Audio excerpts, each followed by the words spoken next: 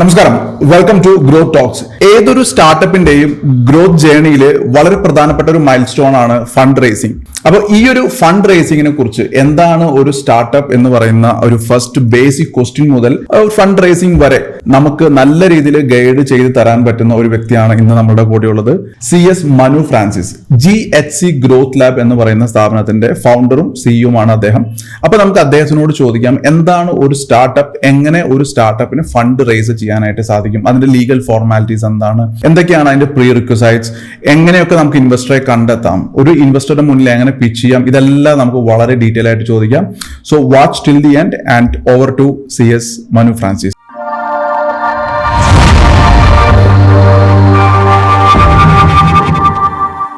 Welcome to growth talks Manu. Thank you. Manu എന്താണ് ചെയ്യുന്നത്? ഒന്ന് ബ്രീഫ് ആയിട്ടൊരു ഇൻട്രൊഡക്ഷൻ തരാമോ? പ്രൊഫഷണലി ഞാൻ ഒരു കമ്പനി സെക്രട്ടറിയാണ്. അതിനേക്കാളുപരി ഒരു സ്റ്റാർട്ടപ്പ് ഫൗണ്ടർ എന്ന് വേണമെങ്കിൽ പറയാം. അതായത് സ്റ്റാർട്ടപ്പുകളെ ഹെൽപ്പ് ചെയ്യുന്ന അല്ലെങ്കിൽ കുറേ കൂടി ഗൈഡ് ചെയ്യാൻ പറ്റുന്ന ഒരു പ്ലാറ്റ്ഫോമാണ് GHC ഗ്രോത്ത് ലാബ് എന്ന് പറയുന്നത്. അതിൻ്റെ ഒരു ഫൗണ്ടറാണ് ഞാൻ.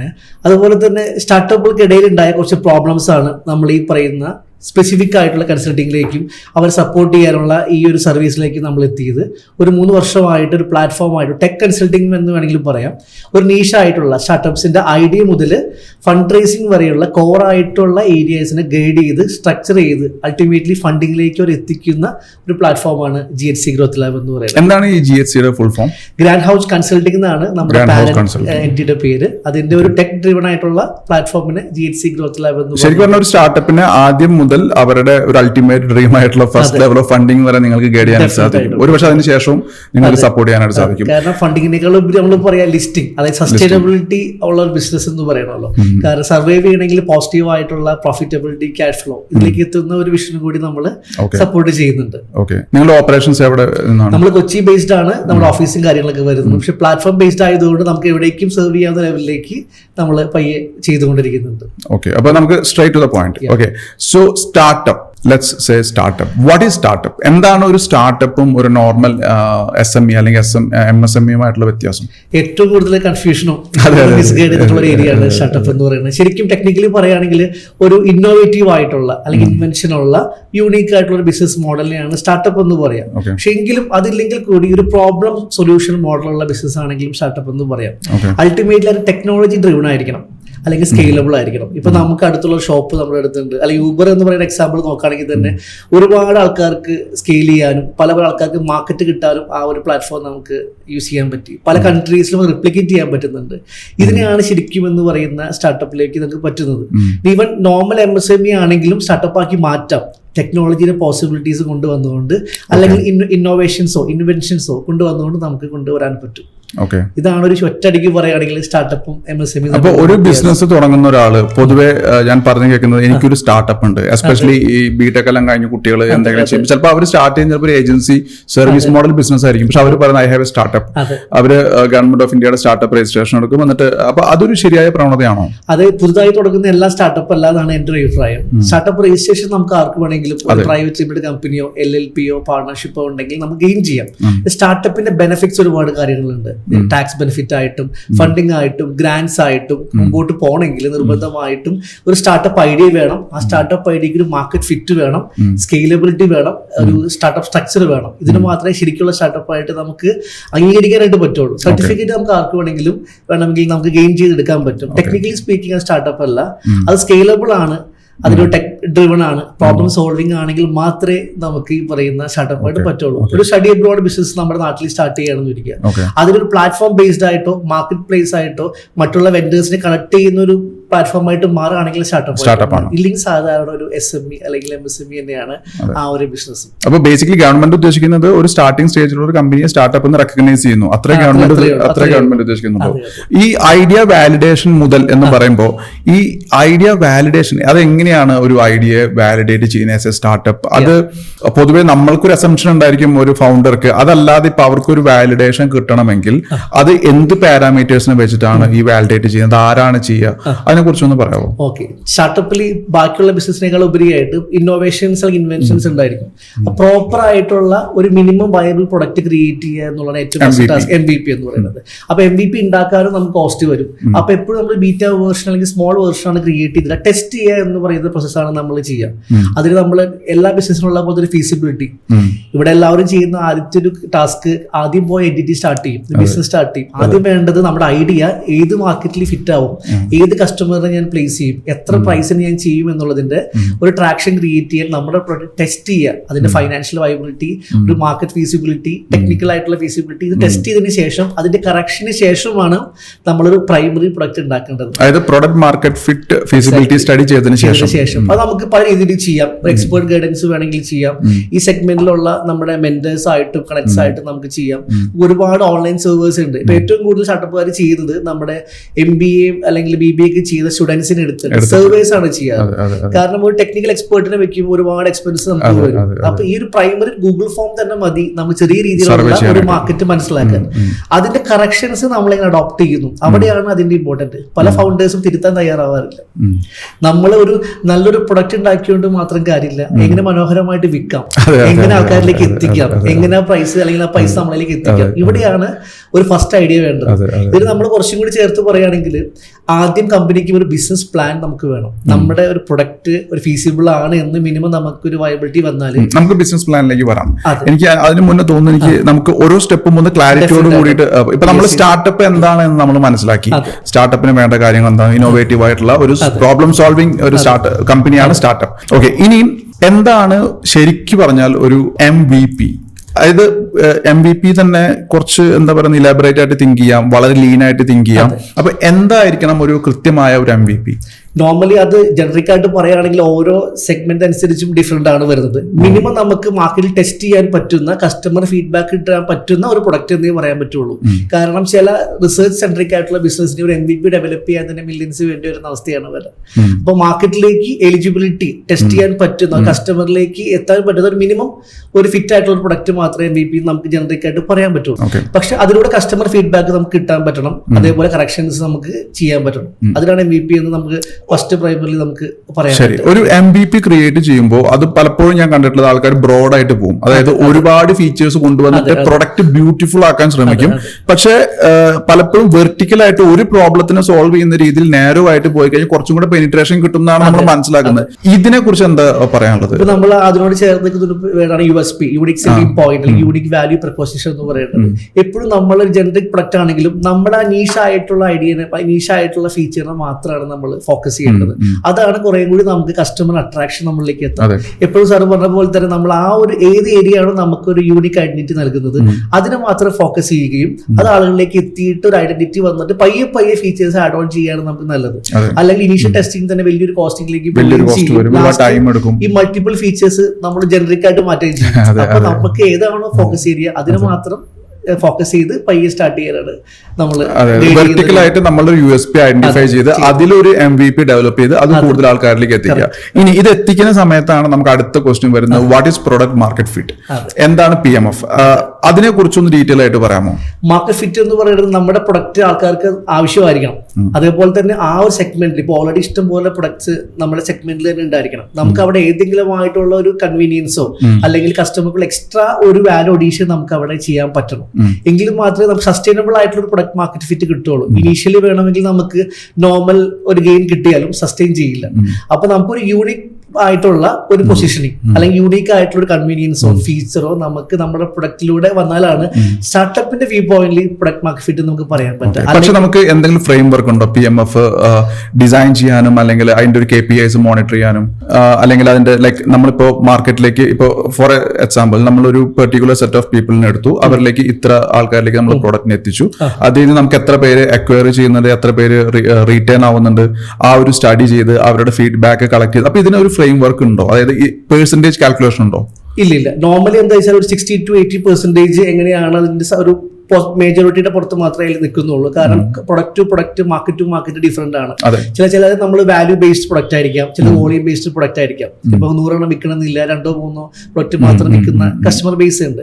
ഇതിൽ തന്നെ ഇപ്പൊ പറയാൻ സ്റ്റാർട്ടപ്പിലൊക്കെ ആണെങ്കിൽ ഇന്ത്യയിലൊന്നും വിൽക്കാത്ത ഒരുപാട് പ്രൊഡക്ട്സ് ഉണ്ട്. റീസെന്റ് നമ്മളൊരു റൂട്ട്സ് എന്ന് പറയുന്ന ഒരു AI ബേസ്ഡ് പ്ലാറ്റ്ഫോം ഉണ്ട്. അവരുടെ ക്ലയന്റ് ബേസ് എല്ലാം US-ലാണ്. അപ്പൊ ഇവിടുത്തെ ബ്യൂട്ടി എന്ന് പറയുന്നത് നമുക്കൊരു ഗ്ലോബലി ഒരു നീഷ് മാർക്കറ്റിലേക്ക് ഐഡന്റിഫൈ ചെയ്യാൻ പറ്റുന്ന ഒരു പ്രൊഡക്റ്റ് ഉണ്ടെന്നും ആ മാർക്കറ്റിലേക്ക് ഫിറ്റ് ആണ് നമ്മുടെ പ്രൊഡക്റ്റ് എന്നൊരു ബോധ്യം ഉണ്ടെങ്കിൽ വിൽക്കാന്ന് പറഞ്ഞാൽ നമുക്ക് എവിടെയും വിൽക്കാം. അല്ലാതെ കേരളത്തിൽ മാത്രം ഇന്ത്യയിൽ മാത്രം വിൽക്കണമെന്നില്ല. റീസെന്റ് ഒരു ഫണ്ടഡ് ആയിട്ടുള്ള സ്റ്റാർട്ടപ്പ് US-ലെ ഒരു നീഷ് ഏരിയ ഐഡന്റിഫൈ ചെയ്ത് അവിടേക്കുള്ള പ്രൊഡക്റ്റ് ആണ് ക്രിയേറ്റ് ചെയ്തത്. പ്രൊഡക്റ്റ് മാർക്കറ്റ് ഫിറ്റ് എന്ന് പറയുന്നത് ഒരു ഗ്ലോബൽ പെർസ്പെക്റ്റീവ് ആണ് സ്റ്റാർട്ടപ്പിന്റെ പോയിന്റ് ഓഫ് വ്യൂ. അപ്പൊ മറ്റൊരു ചോദ്യം ഔട്ട് ഓഫ് ദി ടോപ്പിക് ആണ്. ഇപ്പൊ കേരളത്തിലുള്ള ഒരു സ്റ്റാർട്ടപ്പിന് ഈ ഗ്ലോബൽ മാർക്കറ്റിൽ ഏതെങ്കിലും ഒരു പ്രോബ്ലം സ്റ്റേറ്റ്മെന്റ് ഫൈൻഡ് ചെയ്യണമെന്നുണ്ടെങ്കിൽ, അതുപോലെ ആ മാർക്കറ്റിലേക്ക് ഒരു പ്രൊഡക്റ്റ് ക്രിയേറ്റ് ചെയ്ത് എത്തിക്കണമെങ്കിൽ എങ്ങനെയാണ് പൊതുവേ ചെയ്യുന്നത്? ഇപ്പൊ പലപ്പോഴും ഞാൻ ഇവിടെ ഇൻഫോ പാർക്കിൽ കാണുന്നുണ്ട്, ഇവിടെയുള്ള കമ്പനി ആണെങ്കിലും ഇവിടെ കേരളത്തിൽ സെല് ചെയ്യാൻ ബുദ്ധിമുട്ടുന്ന ഒരു set of companies, at the same time പുറത്തുള്ള മാർക്കറ്റിലേക്ക് പ്രൊഡക്റ്റ് ഇവിടെ നിന്ന് ഷിപ്പ് ചെയ്യുന്ന മറ്റൊരു ടൈപ്പ് ഓഫ് കമ്പനീസ്. എങ്ങനെയാണ് അവരെ ഗ്ലോബൽ മാർക്കറ്റ് പെനിട്രേറ്റ് ചെയ്യുന്നത്? നോർമലി നെറ്റ്വർക്കിംഗ് എന്ന് പറയുന്ന സെഗ്മെന്റിന് ഭയങ്കര ബ്യൂട്ടി ഉണ്ട് സ്റ്റാർട്ടപ്പിൽ. ഇപ്പൊ എല്ലാ എക്കോസിസ്റ്റം പ്രൊവൈഡ് ചെയ്യുന്നത് നെറ്റ്വർക്കിംഗ് ആണ്. ഇപ്പൊ നമ്മുടെ കണക്ട്സും അതേപോലെ നമ്മുടെ ആയിട്ടുള്ള സെൽഫ് ലേണിംഗും റിസർച്ചും ആണ് ഇതിന്റെ ബേസ് ആയിട്ട് കിടക്കുന്നത്. ഈ സ്റ്റാർട്ടപ്പിൽ 2 പേരും കൂടി ആഡ് ചെയ്ത് പറയണം. ഒന്ന് ഇൻക്യുബേറ്റേഴ്സ് ആൻഡ് ആക്സിലേറ്റേഴ്സ് എന്ന് പറയുന്ന സെഗ്മെന്റ്സ് നമുക്കുണ്ട്. കേരള സ്റ്റാർട്ടപ്പ് മിഷൻ ഇൻക്യുബേറ്റർ ആണ്.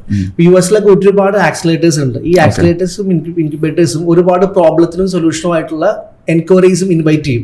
നിങ്ങളുടെ ഇവിടെ ഒരു പ്രോബ്ലം ഉണ്ട്, സൊല്യൂഷനുള്ള സ്റ്റാർട്ടപ്പുകൾ വേൾഡ് വൈഡ് ഉണ്ട്, അതിലേക്കുള്ള കോമ്പറ്റീഷൻസ് ഇൻവൈറ്റുകൾ എല്ലാം നമുക്ക് വരും. ഇതിലൂടെയാണ് നോർമലി നമ്മൾ പല രീതിയിലും എത്താം. അതേപോലെ നമ്മുടെ റെഫറലുകൾ, കാരണം നമ്മുടെ ഉള്ള ഫ്രണ്ട്സ്, ഫാമിലി, ആ തുടങ്ങിയ കാര്യങ്ങളുടെ ആ റീച്ചാണ് വരുന്നത്. അൾട്ടിമേറ്റ്ലി ലിങ്ക്ഡിൻ എന്ന് പറയുന്ന പ്ലാറ്റ്ഫോം, ഞാൻ കുറേ കൂടി റെഫർ ചെയ്യുകയാണെങ്കിൽ ലിങ്ക്ഡിൻ എന്ന് പറയുന്ന പ്ലാറ്റ്ഫോമാണ് ഏറ്റവും കൂടുതൽ നമുക്ക് ഇൻവെസ്റ്റേഴ്സിനെ, ആക്സിലേറ്റേഴ്സിനെ, ഇൻക്യുബേറ്റേഴ്സിനെ കണക്ട് ചെയ്യാൻ പറ്റുന്ന ഒരു പ്ലാറ്റ്ഫോമാണ്. അത് വൈസായിട്ട് അതിനെ കൃത്യമായിട്ട് എങ്ങനെ യൂസ് ചെയ്യാൻ പറ്റുമെന്ന് പഠിച്ചാൽ ഒരു പരിധി വരെ കാര്യങ്ങൾ നമുക്ക് ചെയ്യാനായിട്ട് പറ്റും. അൾട്ടിമേറ്റ്ലി നമ്മുടെ സെൽഫ് ലേണിംഗ്, നെറ്റ്വർക്കിംഗ്, കണക്ട്സ്, ഇതൊക്കെ ഇതിൻ്റെ ഒരു ഭാഗമാണ് നമ്മൾ ഗ്ലോബൽ മാർക്കറ്റ് അനലൈസ് ചെയ്യാനായിട്ട്. ശരിക്കും ഇതെല്ലാം ഒരു മാർക്കറ്റ് റിസർച്ചിന്റെ ഭാഗമാണ് അല്ലെ? നമ്മൾ ആദ്യം ഒരു മാർക്കറ്റ് റിസർച്ച് ചെയ്തിട്ടാണ് ഈ ഒരു സ്റ്റാർട്ടപ്പ് ഐഡിയയിലേക്ക് എത്തുന്നത്, എന്നിട്ടാണ് ഐഡിയ വാലിഡേഷൻ വരുന്നത്. അപ്പൊ ഈ മാർക്കറ്റ് റിസർച്ചിൽ നമുക്ക് ലിങ്ക്ഡിൻ യൂസ് ചെയ്യാം, സ്റ്റാർട്ടപ്പ് നെറ്റ്വർക്കുകൾ യൂസ് ചെയ്യാം അല്ലെ, കണക്ഷൻസ് യൂസ് ചെയ്യാം. നമ്മുടെ ഒരു കോ ഫൗണ്ടേഴ്സ്, എക്സ്പീരിയൻസ് ആയിട്ടുള്ള നെറ്റ്വർക്കിംഗ്, എക്സിസ്റ്റിംഗ് ആയിട്ടുള്ള ഫൗണ്ടേഴ്സ് ഒക്കെ ഉണ്ട്. നമ്മുടെ അവരായിട്ടുള്ള നോളജ് ഷെയറിങ്ങുകൾ, ഇതൊക്കെ ഇതിന്റെ ഭാഗമാണ്. അപ്പൊ എത്രയും നമ്മൾ നല്ല രീതിയിൽ മാർക്കറ്റ് റിസർച്ച് നടത്തിയിട്ടുണ്ട്, എത്ര ക്ലാരിറ്റി ഉണ്ടാവും മാർക്കറ്റിനെ പറ്റി, ഇതൊക്കെയാണ് നമ്മളെ പ്രൊഡക്റ്റ് പ്ലേസ് ചെയ്യാനും പ്രൈസ് ചെയ്യാനും സസ്റ്റെയിൻ ചെയ്യാനൊക്കെ ആയിട്ട് ഹെൽപ്പ് ചെയ്യുക.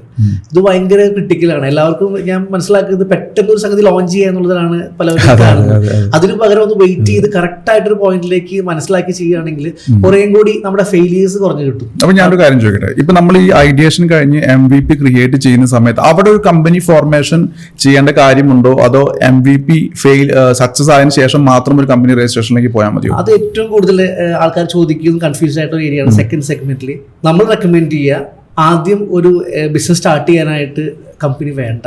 നമ്മൾ ഏറ്റവും സിമ്പിൾ ആയിട്ട് പറയും പ്രൊപ്രൈറ്റർഷിപ്പ് എന്ന് പറയും. നമ്മുടെ ഒരു ബിസിനസ്സിന് GST വേണമെങ്കിൽ, ട്രാൻസാക്ഷൻ ലിമിറ്റ് കൂടാണെങ്കിൽ ഒരു GST എടുക്കുക, ഒരു ലൈസൻസ്. എത്രയാണ് ട്രാൻസാക്ഷൻ ലിമിറ്റ്? നോർമലി GST വരുന്നത് സർവീസ് ആണെങ്കിൽ 20 lakhs പെർ ഇയറും, പ്രൊഡക്റ്റ് ആണെങ്കിൽ 40 lakhs മാത്രമാണ് വരുന്നത്. ഒരു ഇ-കോമേഴ്സ് ആണ്, ഓൺലൈൻ ആണെന്നുണ്ടെങ്കിൽ നിർബന്ധമായും GST നമുക്ക് വേണം. അതായത് ഒരു ഇ-കൊമേഴ്സ് ബിസിനസ് ആണെന്നുണ്ടെങ്കിൽ അത് 0 ട്രാൻസാക്ഷൻ ആണെങ്കിലും GST. അപ്പോൾ ഒരു ഇ-ലേണിംഗ് ബിസിനസ്സിനോ ഡെഫിനറ്റ് ആയിട്ട് വേണം. ഓൺലൈനിൽ നമ്മൾ പ്രൊഡക്റ്റ് നമ്മൾ സെൽ ചെയ്യുകയാണെങ്കിൽ GST മാൻഡേറ്ററി. അത് ടേൺ ഓവർ ബേസ്ഡ് അല്ല, ഇറസ്പെക്റ്റീവ് ഓഫ് ടേൺ ഓവർ ആണ് വരുന്നത്. അപ്പൊ ആദ്യം നമ്മുടെ MVP-നെ കൊണ്ടുവന്ന് ഈ ലൈസൻസ് മാത്രം എടുത്ത് സ്റ്റാർട്ട് ചെയ്ത് ഒരു മാർക്കറ്റ് ട്രാക്ഷൻ ഫിറ്റ് ആയി നമ്മൾ എലിജിബിൾ ടു മാർക്കറ്റ് എന്ന് ഉറപ്പായതിനു ശേഷം ഒരു കമ്പനി ഫോം ചെയ്താൽ മതി.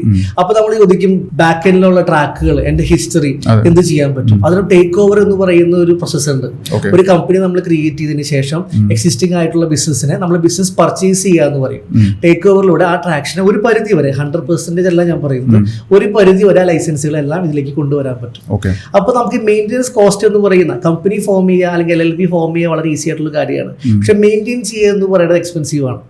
അപ്പൊ എപ്പോഴും റൈറ്റ് ബിസിനസ് സ്ട്രക്ചർ, അതായത് കമ്പനിയിലേക്ക് വരുമ്പോൾ നിങ്ങളൊരു വിഷൻ നെക്സ്റ്റ് ഒരു 5 to 10 year നോക്കിയിട്ട് വേണം ഏത് സ്ട്രക്ചർ നമുക്ക് ഡിഫൈൻ ചെയ്യാനായിട്ട്. ആദ്യം പറഞ്ഞ പോലെ ഒരു പ്രൊപ്രൈറ്റർഷിപ്പ് മാത്രം മതി. അതിലൂടെ പ്രൊഡക്റ്റ് ഫിറ്റും മാർക്കറ്റ് ഫിറ്റുമായിട്ട് നമുക്ക് 3 ഓപ്ഷൻസ് നമുക്ക് ഇപ്പോൾ അവൈലബിൾ ആണ്. Company, LLP, partnership. ഈ 3-ൽ ഏത് വേണമെന്ന് നമ്മൾ ഡിസൈൻ ചെയ്യാനായിട്ട് അല്ലെങ്കിൽ ഡിഫൈൻ ചെയ്യാനായിട്ട്.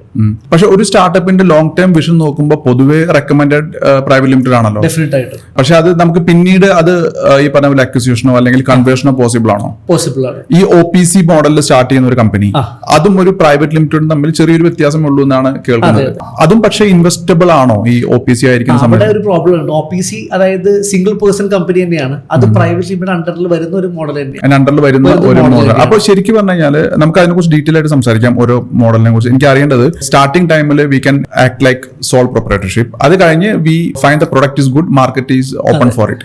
ആ ഒരു ടൈമിൽ നമ്മൾ ഫോർമേഷനിലേക്ക് പോകും.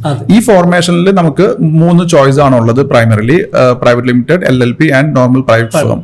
സോ ഇതിനകത്ത് ഇപ്പൊ long term vision, again private limited manage ചെയ്യാനുള്ള ബുദ്ധിമുട്ട് പിന്നീട് നോക്കാം എന്ന് പറയുന്ന ഒരാൾക്ക് ആദ്യം LLP ആയിട്ട് സ്റ്റാർട്ട് ചെയ്തിട്ട് പിന്നീട് പ്രൈവറ്റ് ലിമിറ്റഡ് ആക്കാൻ പറ്റും. ഓക്കെ, അപ്പൊ അങ്ങനെയാണെങ്കിൽ ഈ 3 മോഡലിനെ കുറിച്ച് എക്സ്പ്ലെയിൻ ചെയ്യും. എന്താണ് ഇത് തമ്മിലുള്ള വ്യത്യാസം? ഇപ്പൊ നമുക്കൊരു ഇൻവെസ്റ്റ്മെന്റ് വേണ്ട, നമ്മളെ ബൂട്ട് സ്ട്രാപ്പ് ചെയ്ത് ഒരു ഫാമിലി ബിസിനസ് മോഡലായിട്ടുള്ള സ്റ്റാർട്ടപ്പ് ആണ്, ഫാമിലി ഫ്രണ്ട്സ്, നമ്മളിൽ മാത്രം ഒതുങ്ങി നിൽക്കുന്ന ഒരു മോഡൽ മതി എന്ന് ആഗ്രഹം ഉണ്ടെങ്കിൽ, ഇപ്പൊ സ്റ്റാർട്ടപ്പിന്റെ ടാക്സേഷൻ വേണ്ട, ഗ്രാൻസ് കാര്യമായിട്ടൊന്നും വേണ്ട, ഞങ്ങൾക്ക് സ്റ്റാർട്ടപ്പ് ആണെന്ന് റെക്കഗ്നൈസ് ചെയ്താൽ മതി, ഞങ്ങളുടെ ഫാമിലി ഫ്രണ്ട്സിൽ നിന്ന് മാത്രം ഫണ്ട് എടുത്തുകൊണ്ട് നമ്മുടെ മാത്രം സർക്കിളിൽ നിൽക്കുന്ന ഒരു ബിസിനസ് മോഡൽ ആണെങ്കിൽ സിമ്പിൾ ആയിട്ടുള്ള രജിസ്റ്റേർഡ് പാർട്ണർഷിപ്പിന്റെ ആവശ്യം മാത്രമേ ഉള്ളൂ. കൊച്ചിയിൽ തന്നെ 300-400 കോടി ടേൺ ഓവർ ചെയ്യുന്ന അടിപൊളി പാർട്ണർഷിപ്പ് ബിസിനസ്സുകളുണ്ട്. അപ്പൊ നമ്മുടെ വിഷനാണ് അവിടെ ഡിഫൈൻ ചെയ്യുന്നത്. കൺവേർഷൻ പോസിബിൾ ആണ്. ഈ പാർട്ണർഷിപ്പിനെ LLP ആയിട്ടും കമ്പനി ആയിട്ടും മാറ്റാനുള്ള എല്ലാ ഓപ്ഷൻസും നമുക്കുണ്ട്. അവിടെ പ്രോബ്ലം എന്ന് പറയുന്നത് റീസ്ട്രക്ചേർഡ് ബിസിനസ്സുകൾക്ക് സ്റ്റാർട്ടപ്പ് ബെനിഫിറ്റ്സ് കിട്ടില്ല. അതായത് ഒരു പാർട്ണർഷിപ്പിനെ കൺവേർട്ട് ചെയ്ത് പ്രൈവറ്റ് ലിമിറ്റഡ് ആക്കുകയോ LLPനെ കൺവേർട്ട് ചെയ്ത് പ്രൈവറ്റ് ലിമിറ്റഡ് ആക്കിയാൽ ഒരിക്കലും സ്റ്റാർട്ടപ്പിന് കുറച്ച് ക്രൂഷ്യൽ ആയിട്ടുള്ള ബെനിഫിറ്റ്സ് ഉണ്ട്, അത് അവൈൽ ചെയ്യാൻ പറ്റില്ല.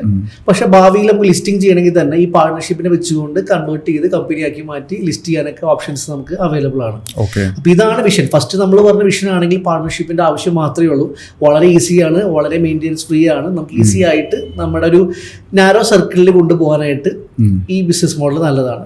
ഇതൊരു പ്രൈവറ്റ് ലിമിറ്റഡ് കമ്പനിയിലേക്ക് വരാണെങ്കിൽ ഏറ്റവും നല്ലൊരു സ്ട്രക്ചർ, അതായത് സ്ട്രക്ചറും ഗവർണൻസും അല്ലെങ്കിൽ കുറച്ചും കൂടി റെസ്ട്രിക്ഷൻസ് ഉള്ള ഒരു മോഡലാണ് പ്രൈവറ്റ് ലിമിറ്റഡ് കമ്പനി. കാരണം ഈസി ആയിട്ട് മാനേജ് ചെയ്യാൻ പറ്റില്ല. നമ്മൾ ഓരോ ഫണ്ടിനും അല്ലെങ്കിൽ ഓരോ റെസിപ്റ്റിനും പേയ്മെന്റിനും കൃത്യമായി ഓഡിറ്റ് ചെയ്യണം, കൃത്യമായ കംപ്ലൈൻസ് ഉണ്ട്, കൃത്യമായ മെയിൻ്റെനൻസ് കാര്യങ്ങളുണ്ട്, കുറെ കൂടി ട്രാക്ഷൻ ഉള്ളതാണ്, വിസിബിലിറ്റി ഉള്ളതാണ്. പക്ഷെ maintenance cost point of view കുറച്ച് കൂടുതലാണ്. പക്ഷെ നമ്മളൊരു funding multiple round fund raise ചെയ്ത് മുന്നോട്ട് സ്കെയിൽ ചെയ്ത് പോകണം എന്നൊരു വിഷൻ ഉണ്ടെങ്കിൽ നിർബന്ധമായിട്ടും പ്രൈവറ്റ് ലിമിറ്റഡ് കമ്പനി വേണം. അത് പറയുന്നത് ഗവൺമെന്റ് തന്നെ പല ഗ്രാൻസുകൾ നമുക്ക് വരുന്നുണ്ട്. സ്റ്റാർട്ടപ്പ് പോയിന്റ് ഓഫ് വ്യൂ പറയുകയാണെങ്കിൽ ഐഡിയ ഗ്രാന്റ് മുതൽ സീഡ് ഫണ്ട് വരെ. എന്തൊക്കെയാണ് ഒരു സ്റ്റാർട്ടപ്പിന് ഉള്ള ഗ്രാന്റുകൾ? നോർമലി കേരളത്തിന്റെ പെർസ്പെക്റ്റീവിൽ പറയുകയാണെങ്കിൽ ഒരു ഐഡിയ ഗ്രാൻസ് ഒരു 1 lakh മുതൽ 15 lakhs വരെയുള്ള മൾട്ടിപ്പിൾ ഗ്രാൻസ് നമുക്ക് അവൈലബിൾ ആണ്. ഒരു ഐഡിയ ഗ്രാൻഡ് ഒരു 1 lakh തുടങ്ങിയിട്ട് 3 lakhs വരെയും, ഒരു പ്രൊഡക്റ്റ് ഗ്രാൻഡ് ആയിട്ട് 5 lakhs to 7 lakhs വരെയും, marketing and scale up grand ആയിട്ട് 15 lakhs വരെയും നമുക്ക് അവൈലബിൾ ആണ്. അതുപോലെ സീഡ് ഫണ്ടിങ് എന്ന് പറയുന്ന ഒരു ബ്യൂട്ടിഫുൾ ഏരിയ ഉണ്ട്. നമ്മൾ എലിജിബിൾ ആയിട്ടുള്ള സ്റ്റാർട്ടപ്പ് ആണെന്നുണ്ടെങ്കിൽ 50 ലക്ഷം വരെ നമുക്ക് കൊളാറ്ററൽ ഫ്രീ ആയിട്ട് ലോൺ ആയിട്ടോ 15 ലക്ഷം വരെ ഗ്രാൻഡ് ആയിട്ടോ അല്ലെങ്കിൽ കൺവേർട്ടബിൾ ഡിബഞ്ചർ എന്ന് പറയും, ഇക്വിറ്റി എടുത്തുകൊണ്ടുള്ള model seed fund government of India നമുക്ക് നൽകുന്നുണ്ട്. അതിലൊരു 100-ൽ നമ്മളൊരു കൺവേർഷൻ പറയുകയാണെങ്കിൽ 100-ൽ 5 മുതൽ 10 പേർക്ക് വരെ ഈ സംഗതി കിട്ടുന്നുണ്ട്. അതിന് നിർബന്ധമായും ഒരു പ്രൈവറ്റ് ലിമിറ്റഡ് കമ്പനി വേണം. ഇതുപോലെ തന്നെ ഇപ്പോൾ കേരളത്തിലെ ഒരു പ്രമുഖ സ്റ്റാർട്ടപ്പ്, പേര് ഡിസ്ക്ലോസ് ചെയ്യാൻ ബുദ്ധിമുട്ടുണ്ട്, അവർ ഇതുവരെ റേസ് ചെയ്തേക്കുന്നത് 3 കോടി രൂപ ഗ്രാൻഡ് മാത്രമാണ്. 1 രൂപ പോലും ഇക്വിറ്റി ഡൈല്യൂട്ട് ചെയ്യാതെ അവരുടെ സെഗ്മെന്റും അവർ അഗ്രി ടെക് ബിസിനസ് ആണ് അവർ ചെയ്യുന്നത്. അതിന് സപ്പോർട്ട് ചെയ്യുന്ന ഒരുപാട് ഇൻക്യുബേറ്റേഴ്സ് ഇന്ത്യക്ക് വെളിയിലും പുറത്തും അതേപോലെ കേരളത്തിന് പല സ്ഥലത്തും ഉണ്ട്. ഇവരിൽ നിന്ന് ഗ്രാൻഡുകളും കോമ്പറ്റീഷനുകളും നമ്മൾ വിൻ ചെയ്ത് ഈ മണി ഉപയോഗിച്ചുകൊണ്ട് തന്നെ നമുക്ക് ബേസിക് ആയിട്ടുള്ള നമ്മുടെ സർവൈവൽ മീറ്റ് ചെയ്ത് പോകാൻ പറ്റും. അപ്പൊ effective utilization of grants, schemes, ഈ പറയുന്ന കോമ്പറ്റേറ്റീവ് മണീസ് നമ്മൾ അവൈൽ ചെയ്യാൻ പറ്റിയാൽ, അതൊരു ബൈറാക്ക് എന്ന് പറയുന്ന ഇൻസ്റ്റിറ്റ്യൂഷൻ ഒക്കെ ഉണ്ട്, അവരൊക്കെ 50 lakhs വരെയാണ് നമുക്ക് ഗ്രാൻഡ് തരണം. ഇത് ഈ ഇടയ്ക്ക് ഇന്ത്യക്ക് വെളിയിൽ ഇപ്പോൾ ഇൻക്യുബേറ്റർ അസർബൈജാനിൽ കൊണ്ടുപോയിട്ട് അവർക്ക് 50 lakhs ആണ് കൊടുത്തത്. അപ്പോൾ പല കൺട്രീസിലും ഇത് അവൈലബിൾ ആണ്. US ഒരുപാട് കൊടുക്കുന്നുണ്ട്. അപ്പൊ നമ്മളിതൊക്കെ സെർച്ച് ചെയ്യണം. ഇതാരും നമ്മളിലേക്ക് എത്തുന്ന കാര്യങ്ങളല്ല. നമ്മൾ എഫക്റ്റീവായിട്ട് നമ്മുടെ സെഗ്മെന്റിനെ സപ്പോർട്ട് ചെയ്യുന്ന ഏത് ഗ്രാൻഡ്, ഏത് ഇൻക്യുബേറ്റർ എന്ന് നമ്മൾ കണ്ടെത്തുകയും അൾട്ടിമേറ്റ്ലി നമ്മുടെ പ്രൊഡക്റ്റ് ഫിറ്റ് ആവണം. ഫിറ്റ് ആവണം. ഈ പറയുന്ന ഇൻക്യുബേറ്ററുടെയും ആക്സിലേറ്ററുടെയും എലിജിബിലിറ്റിക്കും കൂടി മീറ്റ് ആയിരിക്കണം. നമ്മൾ സ്റ്റാർട്ടപ്പ് ആയതുകൊണ്ട് മാത്രം ഈ ഗ്രാൻഡ് ഒരിക്കലും നമുക്ക് കിട്ടില്ല. ഈ ഗ്രാൻഡും സീഡ് മണി ഉപയോഗിച്ചാൽ തന്നെ ഒരു പരിധി വരെ നമ്മുടെ കുറെ കാര്യങ്ങൾ, ഒരു സ്കെയിലപ്പ് വരെയുള്ള എല്ലാ ഫണ്ടും നമുക്ക് ഇവിടുന്ന് എടുക്കാൻ പറ്റും. അപ്പോൾ അതിന് നിർബന്ധമായ ഒരു പ്രൈവറ്റ് ലിമിറ്റഡ് കമ്പനി എന്ന് പറയുന്ന മോഡലിൽ മാത്രമേ ഈ പറയുന്ന ഗ്രാൻഡ് അവൈലബിൾ ആവൂ. ഇനി ഒരു മോഡൽ കൂടി ബാക്കിയുണ്ട്, LLP. ഒരു പ്രൈവറ്റ് ലിമിറ്റഡ് കമ്പനിയുടെയും പാർട്ണർഷിപ്പിന്റെ മിക്സ് ആണ് ശരിക്കും പറഞ്ഞാൽ LLP എന്ന് പറയുന്നത്. ഇപ്പൊ ഇന്ത്യയിൽ ക്രൗഡ് ഫണ്ടിങ് എന്ന് പറയുന്നത് ഇല്ലീഗലാണ്. ഒരിക്കലും മൾട്ടിപ്പിൾ ആയിട്ട് ആളുകളുടെ അടുത്ത് നിന്ന് ഷെയർ കൊടുക്കാതെയോ സെയിലിന് അഗെയിൻസ്റ്റോ അല്ലാതെ പൈസ വാങ്ങാനായിട്ട് പറ്റില്ല. ഈ LLP എന്ന് പറയുന്ന ബിസിനസ് മോഡലിന്റെ ബ്യൂട്ടി എന്ന് പറയുന്നത് നമ്പർ ഓഫ് പാർട്ട്നേഴ്സ് അൺലിമിറ്റഡ് ആണ് ആസ് ഓഫ് നൗ. ഒരു പ്രൈവറ്റ് കമ്പനിയിൽ 200 പേരെ കൂടുതൽ ഒരിക്കലും മെമ്പേഴ്സ് ആയിട്ട് നമുക്ക് പറ്റില്ല. അപ്പൊ നമ്മളൊരു ഫാമിലി അല്ലെങ്കിൽ സർക്കിൾ, ഈ ഇടയ്ക്ക് നമ്മൾ LLP ഒരു അസോസിയേഷൻ ആണ്, ഒരു 300 NRIs കൂടിയിട്ട് ഒരു ബിസിനസ് സ്റ്റാർട്ട് ചെയ്യണം. അപ്പൊ എല്ലാവരും 25 lakhs വെച്ച് ഇത്രയും വലിയ ഫണ്ട് കൊണ്ടുവരണമെങ്കിൽ LLP എന്ന് പറയുന്ന മോഡൽ എഫക്റ്റീവ് ആണ്. Startup point of view LLP എന്ന് പറയുന്ന മോഡൽ അത്ര സജസ്റ്റ് ചെയ്യുന്ന മോഡൽ അല്ല. സബ്ജക്ട് ടു നമുക്കൊരു ഏർലി സ്റ്റേജിൽ വേണമെങ്കിൽ അത് യൂസ് ചെയ്യാം. ഗ്രാജുവലി അതിനെ നിർബന്ധമായി കൺവേർട്ട് ചെയ്യരുത്, ടേക്ക് ഓവർ ചെയ്യണം. അതായത് ഒരു പ്രൈവറ്റ് ലിമിറ്റഡ് കമ്പനി പുതുതായിട്ട് ക്രിയേറ്റ് ചെയ്തിട്ട് അതിനെ കൊണ്ട് ഈ എക്സിസ്റ്റിംഗ് LLPയുടെ ബിസിനസിനെ പർച്ചേസ് ചെയ്യാന്ന് പറയും. ആ മെത്തേഡ് ചെയ്താൽ മാത്രമാണ് നാളെ നമ്മൾ ആ കമ്പനിക്ക് ബെനിഫിറ്റ് കിട്ടുള്ളൂ. അല്ലെങ്കിൽ അത് ബുദ്ധിമുട്ടാണ്. പക്ഷെ നാടൻ അല്ലെങ്കിൽ നമ്മുടെ ട്രഡീഷണൽ ആയിട്ടുള്ള ഒരു ബിസിനസ്സുകൾക്ക് പാർട്ണർഷിപ്പിനേക്കാളും നല്ലത് LLP ആണ്. അതായത് ലിമിറ്റഡ് ലയബിലിറ്റി എന്ന് പറയുന്ന ഒരു പോയിന്റും കൂടി വരുന്നുണ്ട്. അതായത് ഒരു ബിസിനസ് ഉണ്ടാക്കുന്ന ലോസ് ആ ബിസിനസ്സിൽ തന്നെ നിൽക്കും. ബിസിനസ് വേറെ നമ്മൾ വേറെ എന്ന് പറയുന്ന ഒരു ക്ലോസ് ആണ്, സെപ്പറേറ്റ് ലീഗൽ എൻറ്റിറ്റി എന്ന് പറയും. ഒരിക്കലും പേഴ്സണൽ ആയിട്ടുള്ള ലയബിലിറ്റിയിലേക്ക് ആ പൈസ വരില്ല. ഒരു പാർട്ണർഷിപ്പ് ആണെങ്കിൽ ഒരു പേഴ്സണൽ ലയബിലിറ്റിയും കൂടി വരാനുള്ള സാധ്യത കൂടുതലാണ്. ഇതാണ് ഒരു സെയിം വിത്ത് പ്രൈവറ്റ് ലിമിറ്റഡ്. പക്ഷെ ഫ്ലെക്സിബിലിറ്റി ഉണ്ട്. ഈവൻ LLPയിൽ നമുക്ക് ഇറസ്പെക്റ്റീവ് ഓഫ് കോൺട്രിബ്യൂഷൻ എന്ന് പറയും. ഒരു കമ്പനിയിൽ നമ്മൾ എത്ര രൂപയാണോ ക്യാപിറ്റൽ ആയിട്ട് ഇൻവെസ്റ്റ് ചെയ്യുന്നത് അതിന്റെ പുറത്താണ് നമുക്ക് കൺട്രോൾസും ഷെയർ ഹോൾഡിംഗും നമുക്ക് കിട്ടുക. LLPയിൽ വേണമെങ്കിൽ ഐഡിയ മാത്രം വെച്ചിട്ട് നമുക്ക് 90% ഷെയർ ഹോൾഡ് ചെയ്യാനുള്ള റൈറ്റ് ഉണ്ട്. ആ ഒരു ഫ്ലെക്സിബിലിറ്റി ഓഫ് ഓപ്പറേഷൻസ് LLPയിൽ കുറച്ചും കൂടി. ഞാൻ ഒന്നുകൂടെ റിപ്പീറ്റ് ചെയ്യട്ടെ. അതായത് പ്രൈവറ്റ് ലിമിറ്റഡിൽ നമുക്ക് share distribution based on investment raised അല്ലെ, അത് ബാങ്കിൽ വന്നിട്ടുള്ള എമൗണ്ടിന്റെ ക്യാപിറ്റലിന്റെ കോൺട്രിബ്യൂഷൻ ബേസ് ചെയ്തിട്ടാണ്. അതിന്റെ മേളിൽ മാത്രമാണ് കാൽക്കുലേഷൻ പ്രൈവറ്റ് ലിമിറ്റഡില്. പക്ഷെ LLPയിൽ നമുക്ക് ഡിസൈഡ് ചെയ്യാം ഇത് പലപ്പോഴും പല കമ്പനിയും ഈവൻ പൊതുവെ സ്റ്റാർട്ടപ്സ് കണ്ടുവരുന്ന അവര് സ്വന്തമായിട്ട് കമ്പനി സ്റ്റാർട്ട് ചെയ്യുന്നു, എന്നിട്ട് ഐഡിയ കൊണ്ടുവരുന്ന ആള് മേജർ സ്റ്റേക്ക് എടുക്കുന്നു അല്ലെ, അങ്ങനെ പേരിനൊരു മറ്റൊരു പാർട്ട്ണറെ നിർത്തുന്നു. അപ്പൊ ഇത് പലപ്പോഴും പിന്നീടാണ് ഈ പ്രശ്നങ്ങൾ വരുന്നത്. ഇതിന്റെ ലീഗൽ വരുമ്പോൾ ചിലപ്പോ അക്കൗണ്ട് തന്നെ ഉണ്ടാവില്ല, അല്ലെങ്കിൽ ഫണ്ട്. ഇനി ഒരു കാര്യം കൂടി ആഡ് ഓൺ ചെയ്യുകയാണെങ്കിൽ, ഒരു സ്റ്റാർട്ടപ്പിൽ ഏറ്റവും കൂടുതൽ നമ്മൾ ഐഡിയനെ പറ്റി പറഞ്ഞു, സ്ട്രക്ചറിനെ പറ്റി പറഞ്ഞു, ഒരു കോ ഫൗണ്ടിങ് ടീം, അതാണ് ഏറ്റവും ക്രക്സ് ആയിട്ടുള്ള ഒരു മോഡൽ. സ്റ്റാർട്ടപ്പ് MSME തമ്മിലുള്ള വ്യത്യാസം. എനിക്ക് വേണമെങ്കിൽ ഒറ്റയ്ക്ക് ചെറിയൊരു ബിസിനസ് സ്ഥാപനം നടത്താം. സ്കെയിൽ ചെയ്യണമെങ്കിൽ മൾട്ടിപ്പിൾ ക്യാരക്ടറുള്ള മൾട്ടിപ്പിൾ എക്സ്പെർട്ടൈസ് ഉള്ള ആളുകൾ നമ്മുടെ കൂടെ വേണം. ഇപ്പോൾ ഒരു SaaS ബേസ്ഡ് പ്ലാറ്റ്ഫോം ആണെങ്കിൽ ഞാനാണ് CEO എന്നുണ്ടെങ്കിൽ ഒരു നിർബന്ധമായ CTO, ഡെവലപ്പ് ചെയ്യാനും സ്ട്രോങ് ടെക്നിക്കൽ നോളജ് ഉള്ള CTO നമുക്ക് വേണം. ഈ ആളുണ്ടായാൽ മാത്രം ഒരു CMO കൂടി വേണം. നെക്സ്റ്റ് ലെവലിലേക്ക് എങ്ങനെ മാർക്കറ്റ് ചെയ്യും, സ്കെയിൽ ചെയ്യും എന്ന് പറയുന്നത് ഈ 3 പേരുടെ ബ്ലെൻഡ് ആണ് ഒരു ബിസിനസിന്റെ ബേസ്. അപ്പൊ നമ്മൾ ഈ പറയുന്ന കമ്പനി ഫോം ചെയ്ത് കഴിഞ്ഞാൽ ഫൗണ്ടേഴ്സ് ആരാണെന്ന് ഡിഫൈൻ ചെയ്യണം. ഇവർ തമ്മിലുള്ള ധാരണ, അതിനാണ് വേറെ ടെക്നിക്കലി നമ്മൾ പറയാം ഫൗണ്ടേഴ്സ് എഗ്രിമെന്റ് അല്ലെങ്കിൽ ഷെയർ ഹോൾഡേഴ്സ് എഗ്രിമെന്റ് എന്ന് പറയും.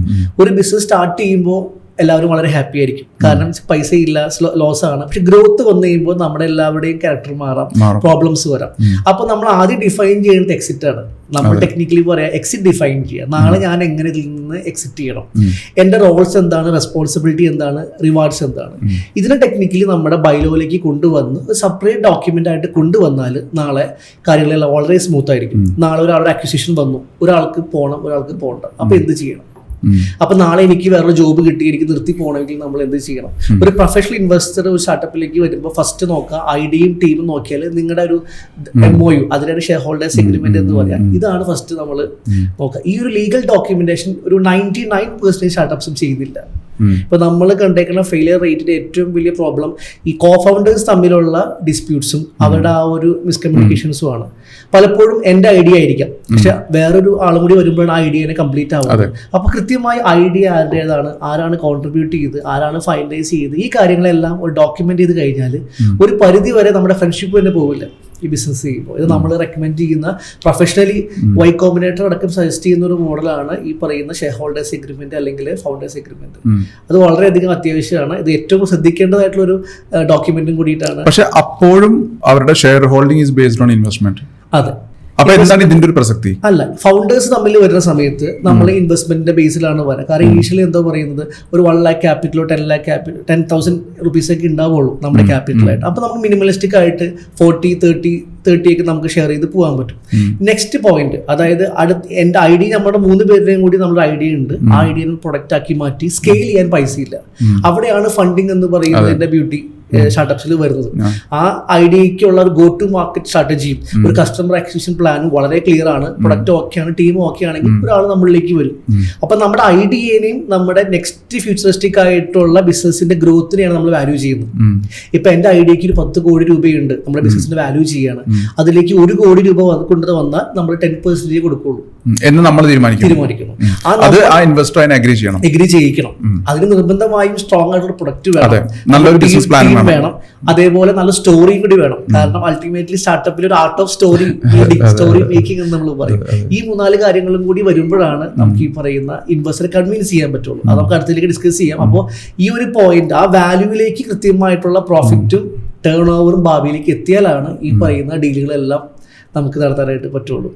അപ്പൊ ഞാൻ ചോദിക്കട്ടെ, ഇപ്പൊ ഇതിനകത്ത് ഒരു ഗോ ടു മാർക്കറ്റ് സ്ട്രാറ്റജി പലപ്പോഴും ഇല്ലാതെയാണ്, അതായത് ഇന്ന് പ്രോഡക്റ്റ് റെഡിയാണെങ്കിൽ നാളെ തൊട്ട് മാർക്കറ്റിംഗ് സ്റ്റാർട്ട് ചെയ്യും. എങ്ങനെയാണ് നമ്മൾ കണ്ടുവരുന്നത്? അത് എങ്ങനെയാന്ന് വെച്ചാൽ ആദ്യം സ്റ്റോറി ഇടും, പോസ്റ്റ് ഇടും, ഫ്രണ്ട്സിന് അയച്ചു കൊടുക്കും, എടാ നോക്കടാ എന്റെ പ്രൊഡക്റ്റ് ആണ്, നല്ല പ്രൊഡക്റ്റ് ആണ്. പക്ഷെ നല്ല കമ്പനികൾ ഇതിന് ഒരു GTM പ്ലാൻ ഉണ്ടാക്കിയിട്ട് അത് സ്റ്റെപ്പ് ബൈ സ്റ്റെപ്പ് ആയിട്ട് അത് എക്സിക്യൂട്ട് ചെയ്ത് വരും. ആദ്യം ബ്രാൻഡിങ് പെർസ്പെക്റ്റീവിൽ വർക്ക് ചെയ്ത് ട്രസ്റ്റ് ബിൽഡിംഗ് പെർസ്പെക്റ്റീവിൽ കുറച്ച് റിവ്യൂസ് കൊണ്ടുവന്ന് എന്നിട്ട് വൈഡ് മാർക്കറ്റിംഗിലേക്ക് പോകും. എന്താണ് ശരിക്കും ഒരു ideal go to market strategy? നമ്മൾ സ്റ്റാർട്ടപ്പ് പോയിന്റ് ഓഫ് വ്യൂ പറയുകയാണെങ്കിൽ അതൊരു പേഴ്സണൽ ബ്രാൻഡിംഗ് സ്റ്റാർട്ട് ചെയ്യണം. ഒരു ഫൗണ്ടേഴ്സിന്റെ ഒരാൾ എപ്പോഴും ഒരു പേഴ്സണൽ ബ്രാൻഡായിട്ട് അതിന്റെ ഫേസ് ആയിട്ട് നിൽക്കണം. ഒരു പേഴ്സണൽ ബ്രാൻഡിങ്ങിൽ തുടങ്ങി ഇപ്പൊ നമ്മളുടെ ബിസിനസിനെ പറ്റി സംസാരിക്കാൻ പറ്റുന്ന ഒരു 100 പേര് അല്ലെങ്കിൽ 1000 പേരെ ക്രിയേറ്റ് ചെയ്യുക എന്നുള്ളതാണ് അതിന്റെ ആദ്യത്തെ ഒരു ടാസ്ക് വരുന്നത്. പിന്നെ നേരത്തെ പറഞ്ഞ പോലെ തന്നെ വളരെ കൺസർവേറ്റീവ് ആയിട്ട് വളരെ സ്ലോ ആൻഡ് സ്റ്റഡി ആയിട്ട് ക്രിയേറ്റ് ചെയ്യുന്ന സ്ട്രാറ്റജിയാണ് എപ്പോഴും നല്ലത്. കാരണം ഏറ്റവും കൂടുതൽ ക്യാഷ് ബേണിംഗ് അല്ലെങ്കിൽ ബ്ലീഡിംഗ് എന്ന് പറയുന്ന സെഗ്മെന്റ് നടക്കുന്ന ഒരു ഏരിയ ആണ് മാർക്കറ്റിംഗ്. അപ്പൊ നമ്മുടെ കസ്റ്റമർ ബേസ് എവിടെയാണ്, ടാർഗറ്റ് പീപ്പിൾ എവിടെയാണെന്ന് മനസ്സിലാക്കി ഈ കസ്റ്റമർ അക്വിസിഷൻ കോസ്റ്റ് എങ്ങനെ മിനിമലിസ്റ്റിക് ആക്കാം, ഒപ്റ്റിമം ആക്കാം എന്ന് പറയുന്ന ലെവലിൽ ചിന്തിച്ചുകൊണ്ട് ഒരു ഫൈനാൻഷ്യൽ പ്ലാൻ കൂടി ക്രിയേറ്റ് ചെയ്ത് ഏത് മീഡിയമാണ് ഇപ്പൊ എന്റെ ഒരു കസ്റ്റമർ ബേസ് നോക്കുമ്പോൾ ചിലപ്പോൾ ഇൻസ്റ്റാഗ്രാമിലായിരിക്കില്ല, അവർ ലിങ്ക്ഡിനിൽ മാത്രമായിരിക്കും. അത് കൃത്യമായിട്ടൊരു എക്സ്പേർട്ട് അഡ്വൈസ് അവിടെ വേണം. കൃത്യമായ ഒരു പ്ലാൻ ഉണ്ടാക്കി ഇന്റേണലി ചെയ്ത് പയ്യെ ഇപ്പൊ ചെറിയ രീതിയിലേക്ക് മാർക്കറ്റിലേക്ക് കൊണ്ടുവന്ന് ടെസ്റ്റ് ചെയ്തതിന് ശേഷം മാത്രമാണ് ഇത് ചെയ്യേണ്ടത്. അതിനെപ്പോഴും ഞങ്ങൾ റെക്കമെൻഡ് ചെയ്യുക ഒരു പ്രൊഫഷണൽ അഡ്വൈസ് അവിടെ നിർബന്ധമായിട്ട് വേണം. കാരണം മിക്ക ഫൗണ്ടേഴ്സും very much good in product development ആയിരിക്കും, പക്ഷെ സെല് ചെയ്യാനായിട്ട് എക്സ്പെർട്ട് ഗൈഡൻസ് നമുക്ക് വേണം. അപ്പൊ അതിലേക്ക് പതുക്കെ സ്ലോ ആയിട്ട് കൊണ്ടുവന്ന്, കാരണം ക്യാഷ് ഏറ്റവും കൂടുതൽ പോകുന്ന ഒരു സെഗ്മെന്റ് ആണ് വരുന്നത്, അതിലേക്ക് പതുക്കെ കൊണ്ട് സിസ്റ്റമാറ്റിക് ആയിട്ട് സ്ട്രാറ്റജി ബിൽഡപ്പ് ചെയ്ത് കറക്റ്റ് ചെയ്ത് കഴിഞ്ഞാൽ പയ്യെ നമുക്ക് ചെയ്യാൻ പറ്റും. ഒറ്റയടിക്ക് ഒരാൾക്കും വലിയൊരു കസ്റ്റമർ ബേസ് ഉണ്ടാക്കാൻ പറ്റില്ല. ഈ ടെസ്റ്റിമോണിയൽസും റെഫറൽസും ആണ് എല്ലാ ബിസിനസിന്റെയും ഒരു ബേസ് എന്ന് പറയുന്നത്. പ്ലസ് കൃത്യമായിട്ടുള്ള ഒരു ടാർഗറ്റ് മാർക്കറ്റിലേക്ക് എത്തുക, റിട്ടൈൻ ചെയ്യുക, ഫോളോ അപ്പ് ചെയ്യുക, അതും ഇതിന്റെ ഒരു ഭാഗം തന്നെയാണ്. ഈ കസ്റ്റമർ അക്വിസിഷൻ കോസ്റ്റ് പൊതുവെ നമ്മൾ കണ്ടുവരുന്നത് അങ്ങനെ ഒരു കാൽക്കുലേഷൻ തന്നെ ആൾക്കാർക്ക് ഇല്ല. ആക്ച്വലി കയ്യിൽ നിന്ന് കാശ് ഇറക്കുന്നു, കുറച്ച് കാശ് വരുന്നു, അതിൽ എത്ര ബാക്കിയുണ്ട് അത് കണക്ക്. പക്ഷെ എനിക്ക് തോന്നുന്നു കസ്റ്റമർ അക്വിസിഷൻ കോസ്റ്റ് കാൽക്കുലേറ്റ് ചെയ്യാതെ നമുക്ക് ഒരിക്കലും കമ്പനിയെ മുന്നോട്ട് ഫർദർ ഇൻവെസ്റ്റ്മെന്റ് റേസ് ചെയ്യാനോ ഈവൻ നെക്സ്റ്റ് ബാച്ച് പ്രൊഡക്ഷനിലേക്ക് പോലും നമുക്ക് പോകാൻ പറ്റത്തില്ല. അപ്പോൾ അതിനൊരു ബെഞ്ച് മാർക്ക് ഉണ്ടോ? മീൻസ് ഐഡിയലി ഇപ്പൊ പല പ്രൊഡക്റ്റിനും പല സർവീസിനും പല റേഞ്ച് ആയിരിക്കും. ഇപ്പോൾ സാസ് മോഡൽ നോക്കുകയാണെങ്കിൽ first subscription can be entirely customer acquisition cost, കാരണം റീറ്റൻഷൻ അവർക്ക് ഉണ്ട്. അപ്പൊ അതിന് പൊതുവെ എന്തെങ്കിലും ഒരു സ്ലാബ് ഉണ്ടോ, ഒരു ബെഞ്ച് മാർക്ക് ഉണ്ടോ? നിങ്ങളുടെ customer acquisition cost total product പ്രൈസിന്റെ ഇത്ര പെർസെന്റേജിൽ നിൽക്കണം, അങ്ങനെ ഒരു കാൽക്കുലേഷൻ ഉണ്ടോ? സെഗ്മെന്റ് ബേസ്ഡ് ആണ്. നോർമലി പറയാം 10 to 30-40% വരെ നമുക്ക് ചില കേസുകളിൽ ചെയ്യാനായിട്ട് പറ്റും. പല ബിസിനസ് മോഡലും ഉണ്ട്, ഫ്രീമിയം മോഡൽ. അപ്പോൾ നമ്മൾ പല രീതിയിൽ നമ്മൾ യൂസർ ബേസ് ക്രിയേറ്റ് ചെയ്ത് പോകും. പക്ഷെ അൾട്ടിമേറ്റ്ലി ഈ പറയുന്ന customer acquisition per unit per subscriber എത്ര കിട്ടുമെന്ന ക്ലാരിറ്റി നമുക്ക് ഉണ്ടാവേണ്ടത് അത്യാവശ്യമാണ്. കാരണം ഫണ്ട് റേസിംഗിന്റെ ക്രക്സ് എന്ന് പറയുന്നത് ഫണ്ട് യൂട്ടിലൈസേഷൻ പ്ലാൻ ആണ്. ഞാൻ നിങ്ങൾക്ക് 10 കോടി രൂപ തരുന്നു, അല്ലെങ്കിൽ 1 million rupees തരുന്നു. ഈ റുപ്പീസ് കൊണ്ട് എങ്ങനെ എഫക്റ്റീവായിട്ട് ഈ ബിസിനസ്സിനെ നിങ്ങൾ കസ്റ്റമർ അക്വയർ ചെയ്ത് മാർക്കറ്റിലേക്ക് സ്കെയിൽ ചെയ്ത് നെക്സ്റ്റ് ലെവലിലേക്ക് പ്രോഫിറ്റബിലിറ്റി അല്ലെങ്കിൽ ടേൺ ഓവർ എത്തിക്കും. ഇതിന്റെ ക്ലാരിറ്റിയാണ്. അതിന് നേരത്തെ പറഞ്ഞ പോലെ കസ്റ്റമർ അക്വിസിഷൻ എത്ര ലെവലിലേക്ക് ഒപ്റ്റിമം ആക്കാം. കാരണം ചില സെഗ്മെന്റിൽ ആദ്യം കസ്റ്റമർ അക്വിസിഷൻ കോസ്റ്റ് ഹൈ ആയിരിക്കും, നമുക്ക് കുറയ്ക്കാൻ പറ്റില്ല. പക്ഷെ ഗ്രാജുവലി നമുക്ക് അതിനെ ഒപ്റ്റിമം ആയിട്ട് ഈ പറഞ്ഞ സ്ട്രാറ്റജി ബിൽഡപ്പ് ചെയ്താൽ ഒപ്റ്റിമം ആയിട്ട് കൊണ്ടുവരാൻ പറ്റും. നമ്മൾ റെക്കമെൻഡ് ചെയ്യുക 10 മുതൽ 40 വരെ ചില സെഗ്മെന്റിൽ നമുക്ക് അക്വിസിഷനിലേക്ക് വേണ്ടി ചെയ്യാൻ പറ്റും. ഈ കുറച്ച് വരണം ഗ്രാജുവലി. ഈ അക്വിസിഷൻ കോസ്റ്റും റീറ്റൻഷൻ കോസ്റ്റും പല ആൾക്കാരും ശ്രദ്ധിക്കാത്തൊരു മേഖലയാണ് കസ്റ്റമർ റീറ്റൻഷൻ. അക്വിസിഷനിലാണ് അവരുടെ ഒരു ഫോക്കസ് ഉണ്ടാവും. പക്ഷെ കസ്റ്റമർ റീറ്റൻഷൻ ചെയ്യുകയാണെങ്കിൽ നമുക്ക് അക്വിസിഷൻ നീഡ് തന്നെ പലപ്പോഴും കുറയ്ക്കാനായിട്ട് സാധിക്കും. അപ്പൊ ഈ റീറ്റൻഷന് നമുക്ക് എത്ര വരെ മാറ്റി വെക്കാനായിട്ട് പറ്റും? റീറ്റൻഷിപ്പിനെ പറ്റി മെയിൻ കൺസേൺ ആരും ഇതിനെപ്പറ്റി ബോധഡ് അല്ല എന്നുള്ളതാണ്. കാരണം ലീഡ് ക്യാമ്പയിൻസും പല സ്ട്രാറ്റജീസ് ക്രിയേറ്റ് ചെയ്യെങ്കിലും വന്ന ലീഡ്സിനെ എങ്ങനെ എഫക്റ്റീവ് ആയിട്ട് കൺവേർട്ട് ചെയ്യുക എന്നുള്ളത് പലപ്പോഴും വിട്ടുപോകുന്നൊരു പോയിന്റാണ്. ആ എഫക്റ്റീവ് ആയിട്ട് ചെയ്ത കാര്യങ്ങളെ ഒരു 10-15% വരെ നമുക്ക് വേണമെങ്കിൽ മാറ്റി വെക്കാം. അതിലേക്ക് പ്രോപ്പർ ആയിട്ട് ഫോളോ അപ്പ് ചെയ്താൽ ആ റീറ്റെയിനബിൾ കസ്റ്റമർ ബേസ് ആണ്. ഇപ്പൊ നമ്മളൊരു പ്ലാറ്റ്ഫോം അല്ലെങ്കിൽ സാസ് ആണെങ്കിൽ പുതിയ കസ്റ്റമർ ഉണ്ടാക്കാൻ എളുപ്പമാണ്. റീറ്റെയിനബിൾ കസ്റ്റമർ ബേസ് അല്ലെങ്കിൽ പഴയ ആൾക്കാർ തിരിച്ചു കൊണ്ടുവന്ന് നമ്മളിലേക്ക് യൂസ് ചെയ്യുക, അതിനാണ് ശരിക്കും പറഞ്ഞ വാല്യൂഷൻ കിട്ടുന്നത്, അല്ല പുതിയ യൂസേഴ്സിനല്ല. അപ്പൊ നമ്മൾ റെക്കമെൻഡ് ചെയ്യുന്ന 10-15% വരെ വേണമെങ്കിൽ നമുക്ക് നല്ല ഒപ്റ്റിമം പ്ലാൻ ആണെങ്കിൽ നമുക്ക് അതിലേക്ക് മാറ്റി വെക്കാം. അപ്പൊ ഇപ്പൊ നമ്മൾ സംസാരിച്ചു പോകുന്ന ഒരു ട്രാക്ക് കൃത്യമായി ശരിക്കും ബിസിനസ് പ്ലാനിന്റെ ബ്രേക്ക് ഡൗൺ തന്നെയാണ്. ശരിക്കും ഒരു ബിസിനസ് പ്ലാനിന്റെ എലമെന്റ്സ് എന്തൊക്കെയായിരിക്കണം? അത് എങ്ങനെയാണ് ഒരു business plan with respect to investment raising വരെ, അല്ലെങ്കിൽ അതിനുശേഷം അങ്ങനെ നോക്കുമ്പോൾ എങ്ങനെയായിരിക്കണം ഒരു ideal startup business plan? Okay, നമ്മളൊരു ഫൈനാൻഷ്യൽ ബിസിനസ് പ്ലാനിന്റെ പെർസ്പെക്റ്റീവിലാണ് സംസാരിക്കുന്നത്. ആദ്യം നമ്മൾ സ്റ്റാർട്ട് ചെയ്യുന്നത് സോഴ്സ് ഓഫ് ഫണ്ട് എന്നുള്ള ലെവലാണ്. ഒരു ഐഡിയ നമുക്ക് നെക്സ്റ്റ് ലെവലിലേക്ക് പോകണമെങ്കിൽ ഓൺ ഫണ്ട് എത്രയാണോ, നമ്മൾ എത്ര രൂപ അതിലേക്ക് കൈൻഡ് ആയിട്ട് ക്യാഷ് ആയിട്ട് എഫേർട്ട് ആയിട്ട് കൊണ്ടുവന്നു, അതാണ് ഫസ്റ്റ് വാലിഡേറ്റ് ചെയ്യേണ്ടത്. നമ്മളിടുന്ന എഫേർട്ടിനെ എങ്ങനെ വാല്യൂ ചെയ്യാൻ പറ്റും. നോർമലി വാല്യുവേഷൻ പെർസ്പെക്റ്റീവിൽ നമ്മൾ സ്വെറ്റ് ഇക്വിറ്റി അല്ലെങ്കിൽ നമ്മൾ ഈ പറയുന്ന ബ്രാൻഡിനെ നമുക്ക് വാല്യൂ ചെയ്യാൻ പറ്റും നമ്മുടെ എഫേർട്ട് കൊണ്ട്, അല്ലെങ്കിൽ നമ്മൾ ക്രിയേറ്റ് ചെയ്ത ബ്രാൻഡ് കൊണ്ട്. ഇപ്പൊ നമ്മളൊരു എക്സിസ്റ്റിംഗ് ആയിട്ടുള്ള ബ്രാൻഡാണ്, പുതിയൊരു പ്രൊജക്ട് അനൗൺസ് ചെയ്യുമ്പോൾ ആ ബ്രാൻഡിന്റെ പേര് കൊണ്ട് മാത്രം എത്ര റവന്യൂ അഷ്യൂർഡ് ആയിട്ട് വരും, ആ ബ്രാൻഡ് ലെഗസി കൊണ്ട് ക്രിയേറ്റ് ചെയ്യാൻ പറ്റുന്ന ഫ്യൂച്ചറിസ്റ്റിക് ആയിട്ടുള്ള റവന്യൂ പ്രോഫിറ്റബിലിറ്റി, ഇതിന്റെ പുറത്ത് നമുക്ക് അതിന്റെ വാല്യൂ ചെയ്യാനായിട്ട് പറ്റും ബ്രാൻഡിനെ. അപ്പം നമ്മൾ പറയുന്നത് എത്ര ഫണ്ട് നമ്മൾ ഇൻവെസ്റ്റ് ചെയ്യുന്നു. ഇനി അതല്ലാന്നുണ്ടെങ്കിൽ നമ്മൾ ഇൻവെസ്റ്റ് ചെയ്യുന്നില്ല, ഇൻവെസ്റ്റർ ഫണ്ടാണ് അല്ലെങ്കിൽ ഡെറ്റ് ഫണ്ട്, നമുക്ക് വാട്ട് എവർ മെത്തേഡിൽ അത് യൂസ് ചെയ്യാം. ഈ ഫണ്ട് എന്തിനൊക്കെയാണ് നമ്മൾ മാറ്റി വെക്കുന്നത്, അതാണ് ഫസ്റ്റ് സ്റ്റെപ്പ്. അതായത് എനിക്ക് ക്യാപെക്സിന് വേണ്ടിയിട്ട് എൻ്റെ സോഫ്റ്റ്വെയർ ആണെങ്കിൽ അതിന്റെ ക്യാപിറ്റൽ ഇൻവെസ്റ്റ്മെന്റിന് വേണ്ടി ഇത്ര പൈസ, അതിന്റെ മാർക്കറ്റിംഗിന് വേണ്ടി ഇത്ര പൈസ, അതിന്റെ വർക്കിംഗ് ക്യാപിറ്റൽ ഏറ്റവും കൂടുതൽ നമ്മൾ ഫൈനലി വിട്ടുപോകുന്ന ഏരിയ ആണ്. എല്ലാം ഉണ്ടാക്കിയതിന് ശേഷം റവന്യൂ ജനറേറ്റ് ചെയ്ത് സസ്റ്റെയിൻ ആവുന്ന വരെയുള്ള മിനിമം 6 months എന്നാണ് പറയാം, ഓപ്പറേഷനിലേക്കുള്ള ഒരു 3 months to അറ്റ്ലീസ്റ്റ് 9 months വരെയെങ്കിലും ഉള്ള വർക്കിംഗ് ക്യാപിറ്റൽ റിസർവ്, ഈ ഒരു പോയിന്റും കൂടിയാണ് നമ്മൾ മാറ്റി വെക്കേണ്ടത്. ഇത്രയും കാര്യങ്ങൾ ക്ലാരിറ്റി കിട്ടിയാൽ നമ്മൾ സ്റ്റാർട്ട് ചെയ്യുന്നത് എന്റെ പ്രൊഡക്റ്റിലേക്ക് ഞാൻ ഈ ഫണ്ട് യൂസ് ചെയ്ത് തുടങ്ങി എന്ന് എന്റെ പ്രൊഡക്റ്റ് ഫുള്ളി മാർക്കറ്റ് ഫിറ്റ് ആവും. ചില പ്രൊഡക്റ്റ് ആയിന്ന് വരില്ല. അങ്ങനെ ആയിക്കഴിഞ്ഞാൽ എന്ന് മുതൽ എന്റെ റവന്യൂ സ്റ്റാർട്ട് ചെയ്യും. നമ്മളെല്ലാവരും പ്രൊജക്ഷൻ ചെയ്യുമ്പോൾ നെക്സ്റ്റ് ഡേ തുടങ്ങി വലിയൊരു ഫിഗർ ആണ് ചെയ്യുക. നമ്മൾ ഉണ്ടാക്കി നമ്മൾ പറയും കൃത്യമായി ആദ്യത്തെ പ്രൊഡക്റ്റിൽ 6 മാസം കഴിഞ്ഞിട്ടായിരിക്കാം 8 മാസം കഴിഞ്ഞിട്ടായിരിക്കാം ആളുകളിലേക്ക് എത്തുക. എത്ര പ്രൊഡക്റ്റ് ആളുകളിലേക്ക് എത്തും, എത്ര രൂപയ്ക്ക് നമ്മൾ വിൽക്കും, എത്ര കോസ്റ്റ് വരുമെന്ന് വളരെ കൺസർവേറ്റീവ് ആയിട്ടുള്ള ഇൻകം അപ്രോച്ച് ആണ് വേണ്ടത്. അതായത് എല്ലാ പോസിബിൾ ആയിട്ടുള്ള എക്സ്പെൻസുകളെയും നമ്മൾ അവിടെ കൺസിഡർ ചെയ്യണം. ഇൻകം ആണെങ്കിൽ വളരെ കൺസർവേറ്റീവ് ആയിട്ട് per day, per week, per month എത്ര റവന്യൂ സ്ട്രീംസ് ഉണ്ടോ അതെല്ലാം കൺസർവേറ്റീവ് ആയി ചെയ്ത് എല്ലാ പ്രോബിലിറ്റി ഓഫ് ലോസും ഇനീഷ്യലി ചിലപ്പോൾ പ്രൊജക്റ്റ് കൺവേർട്ട് ആവണമെന്നില്ല, അതെല്ലാം വർക്ക്ഔട്ട് ചെയ്ത് എല്ലാ എക്സ്പെൻസുകളും വർക്ക്ഔട്ട് ചെയ്ത് വരുന്ന വളരെ റിയലിസ്റ്റിക് ആയിട്ടുള്ള പ്രോഫിറ്റബിലിറ്റിയുടെ ബേസ് ആയിരിക്കണം നമ്മുടെ ഫസ്റ്റ് ഇയർ പ്ലാൻ. നമ്മൾ 5 വർഷത്തേക്ക് പ്ലാൻ ഉണ്ടാക്കണം എന്ന് പറഞ്ഞാലും അടുത്ത 1 year നമ്മൾ എങ്ങനെ മനോഹരമായി ചെയ്യണോ അതിന്റെ പുറത്താണ് ബാക്കി എല്ലാം ഇരിക്കുന്നത്. നമുക്ക് നെക്സ്റ്റ് 6 monthsലേക്ക് പ്രോപ്പർലി എക്സിക്യൂട്ട് ചെയ്യാൻ പറ്റിയില്ലെങ്കിൽ ഒരിക്കലും അടുത്ത 4 വർഷത്തേക്ക് ചിന്തിക്കേണ്ട. അപ്പൊ ഈ ഒരു 12 monthsലേക്കുള്ള പ്ലാനാണ് ഇതിന്റെ എഫക്റ്റീവ് ആയിട്ട് വരുന്നത്. അതിനോട് കൂടെ ചേർന്നൊക്കെ 2 കാര്യം കൂടിയാണ്, ബ്രേക്ക് ഈവൻ പോയിന്റ് അല്ലെങ്കിൽ പേ ബാക്ക് പീരീഡ്. നമുക്ക് തന്നെ ഒരു ക്ലാരിറ്റി വേണം, ഞാൻ എത്ര യൂണിറ്റ് ഒരു ദിവസം അല്ലെങ്കിൽ ഒരു മാസം ഒരാഴ്ചയിൽ വിൽക്കണം, എത്ര മാർജിനിൽ വിൽക്കണം, നമ്മുടെ സ്ട്രാറ്റജി എന്തായിരിക്കും, വോളിയം ബേസ്ഡ് ആണോ വാല്യൂ ബേസ്ഡ് ആണോ, അതേപോലെ കസ്റ്റമർ നമ്മുടെ എത്ര കസ്റ്റമറിന്റെ കോസ്റ്റും നമ്മുടെ എംപ്ലോയി കോസ്റ്റും അനലൈസ് ചെയ്യും. അതായത് നമ്മുടെ എഫിഷ്യന്റ് ആയിട്ട് നമ്മുടെ സ്റ്റാഫിനെയും സിസ്റ്റത്തിനെയും യൂസ് ചെയ്തുകൊണ്ട് ഒരു ബ്രേക്ക് ഈവൻ ആയിട്ടുള്ള യൂണിറ്റ്സും ഒരു സ്റ്റാൻഡേർഡ് ക്വാണ്ടിറ്റിയും നമ്മൾ ഫിക്സ് ചെയ്യണം. പിന്നെ കോസ്റ്റിംഗ്, ഈ പറയുന്ന എല്ലാത്തിന്റെയും മിക്സ് ആണ് ശരിക്കും പറഞ്ഞ ഒരു ബിസിനസ് പ്ലാൻ. അൾട്ടിമേറ്റ്ലി ഞങ്ങൾ പറയാം 12 monthsന്റെ പ്ലാനാണ് ഏറ്റവും ക്ലാരിറ്റി ഉള്ള പ്ലാൻ. അത് ഫൗണ്ടർക്ക് പറയാൻ പറ്റണം, നിങ്ങളുടെ ഒരു കൺസൾട്ടന്റ് അല്ല ഉണ്ടാക്കി തരേണ്ടത്. ശരിക്കും ഈ ബിസിനസ് പ്ലാൻ എന്ന് പറയുന്നത് ഒരു റെഫറൻസ് ബുക്കാണ്. നാളെ 6 months കഴിഞ്ഞ് നോക്കുമ്പോൾ നമ്മൾ എന്ത് ആന്റിസിപ്പേറ്റ് ചെയ്തോ എന്ത് പ്രൊജക്ട് ചെയ്തോ അത് എത്തിയോ അല്ലെങ്കിൽ എത്തിയില്ലെങ്കിൽ എന്തുകൊണ്ട്, ഈ ഒരു വേരിയൻസ്, ഈ ഒരു ഗ്യാപ്പ് അനലൈസ് ചെയ്യുന്ന പോയിന്റിലാണ് നമുക്ക് കുറെ കൂടി ക്ലാരിറ്റി ഉണ്ടായിരിക്കുക. പലപ്പോഴും ബിസിനസ് സ്റ്റാർട്ട് ചെയ്തിട്ട് ഒരു ഫ്ലോയിൽ അങ്ങോട്ട് പോകും, നല്ല ഗ്രോത്തിൽ അങ്ങോട്ട്, പിന്നീടാണ് ബിസിനസ് പ്ലാനിനെ പറ്റിയും കാര്യങ്ങളെ പറ്റി ചിന്തിക്കുന്നത്. ആദ്യമേ തന്നെ നമ്മുടെ സ്ട്രക്ചറിനോടൊപ്പം തന്നെ ഇതും ചെയ്ത് വെക്കുകയാണെങ്കിൽ കുറെ കൂടി എഫക്റ്റീവ് ആണ്. ഫൈനലി ഒരു ഇൻവെസ്റ്റർ പൈസ അയച്ചു തന്നാൽ എല്ലാ മാസവും പുള്ളി ചോദിക്കുന്ന ഒരു പോയിന്റാണ് MIS, മന്ത്ലി പെർഫോമൻസ് റിപ്പോർട്ട്. എന്തായി ഇപ്പൊ നമ്മുടെ പെർഫോമൻസ്, എന്തൊക്കെയാണ് റിപ്പോർട്ട്സ്, നമുക്ക് കൃത്യമായിട്ട് നമുക്ക് ഒരു ക്ലാരിറ്റി വേണം. അപ്പൊ നല്ലൊരു പ്ലാൻ നമുക്ക് ഉണ്ടെങ്കിൽ MIS കൊടുക്കാനായിട്ട് വലിയ ബുദ്ധിമുട്ടുള്ള ഒരു കാര്യമല്ല.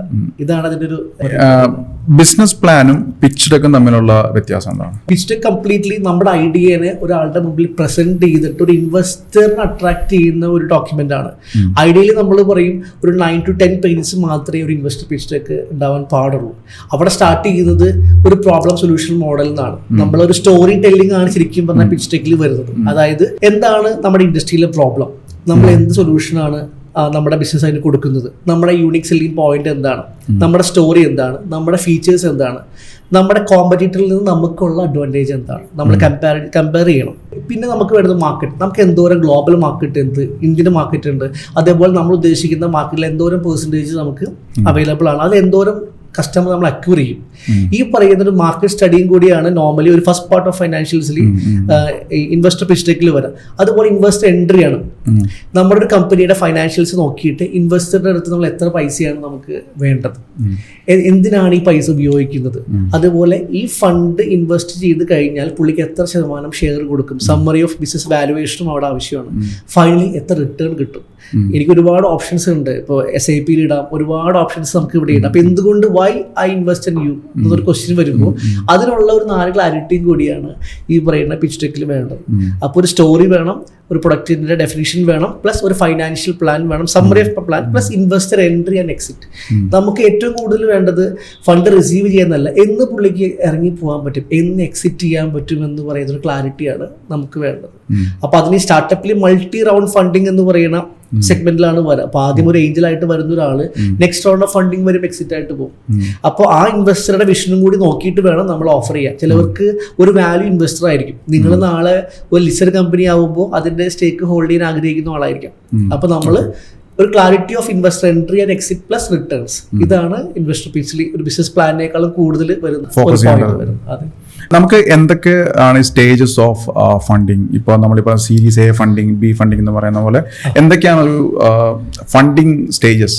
നോർമലി നമ്മൾ പറയാം idea stage, pre seed funding എന്ന് പറയും, സീഡ് റൈസ്, സീഡ് ഫണ്ടിങ് എന്ന് പറയും. അതേപോലെ സീരീസ് A, B, C എന്ന് പറയുന്ന സെഗ്മെന്റിലേക്കാണ് ഇത് പോകും. ഫസ്റ്റ് സ്റ്റേജ് ഫണ്ടിങ് എന്ന് പറയുന്ന ഐഡിയ സ്റ്റേജിൽ ഇപ്പൊ നമ്മൾ ഫണ്ടിങ് മെത്തേഡിൽ പറയാം ട്രിപ്പിൾ F ഫണ്ടിങ് എന്നൊക്കെയാണ് പറയാം. എനിക്കൊരു മനോഹരമായ ഒരു ഐഡിയ ഉണ്ട്, ഞാൻ വിശ്വസിക്കുന്നു ഐഡിയ നല്ലതാണെന്ന് വിജയിക്കുന്നു. അതേപോലെ നമ്മുടെ കൂടെ നിൽക്കുന്ന കുറെ ആൾക്കാരാണ് അവിടെ ഫണ്ട് ചെയ്യുന്നത്. ഫാമിലി, ഫ്രണ്ട്സ്, ഫൂൾസ് എന്നാണ് ടെക്നിക്കലി പറയാം. നമ്മുടെ ഐഡിയയെ നമ്മുടെ കൂടെ സപ്പോർട്ട് ചെയ്ത് ഒരു പ്രൊഡക്റ്റ് പോലെ ഐഡിയ ഉണ്ടായിരുന്നു വരില്ല. ആ സമയത്ത് സപ്പോർട്ട് ചെയ്യുന്ന ഏർലി സ്റ്റേജ് ഫണ്ടിങ്ങിനെയാണ് ട്രിപ്പിൾ F ഫണ്ടിങ് എന്ന് പറയാം. ഒരു പ്രീ സീഡ് ഫണ്ടിങ് പോലെയാണ് വരാം.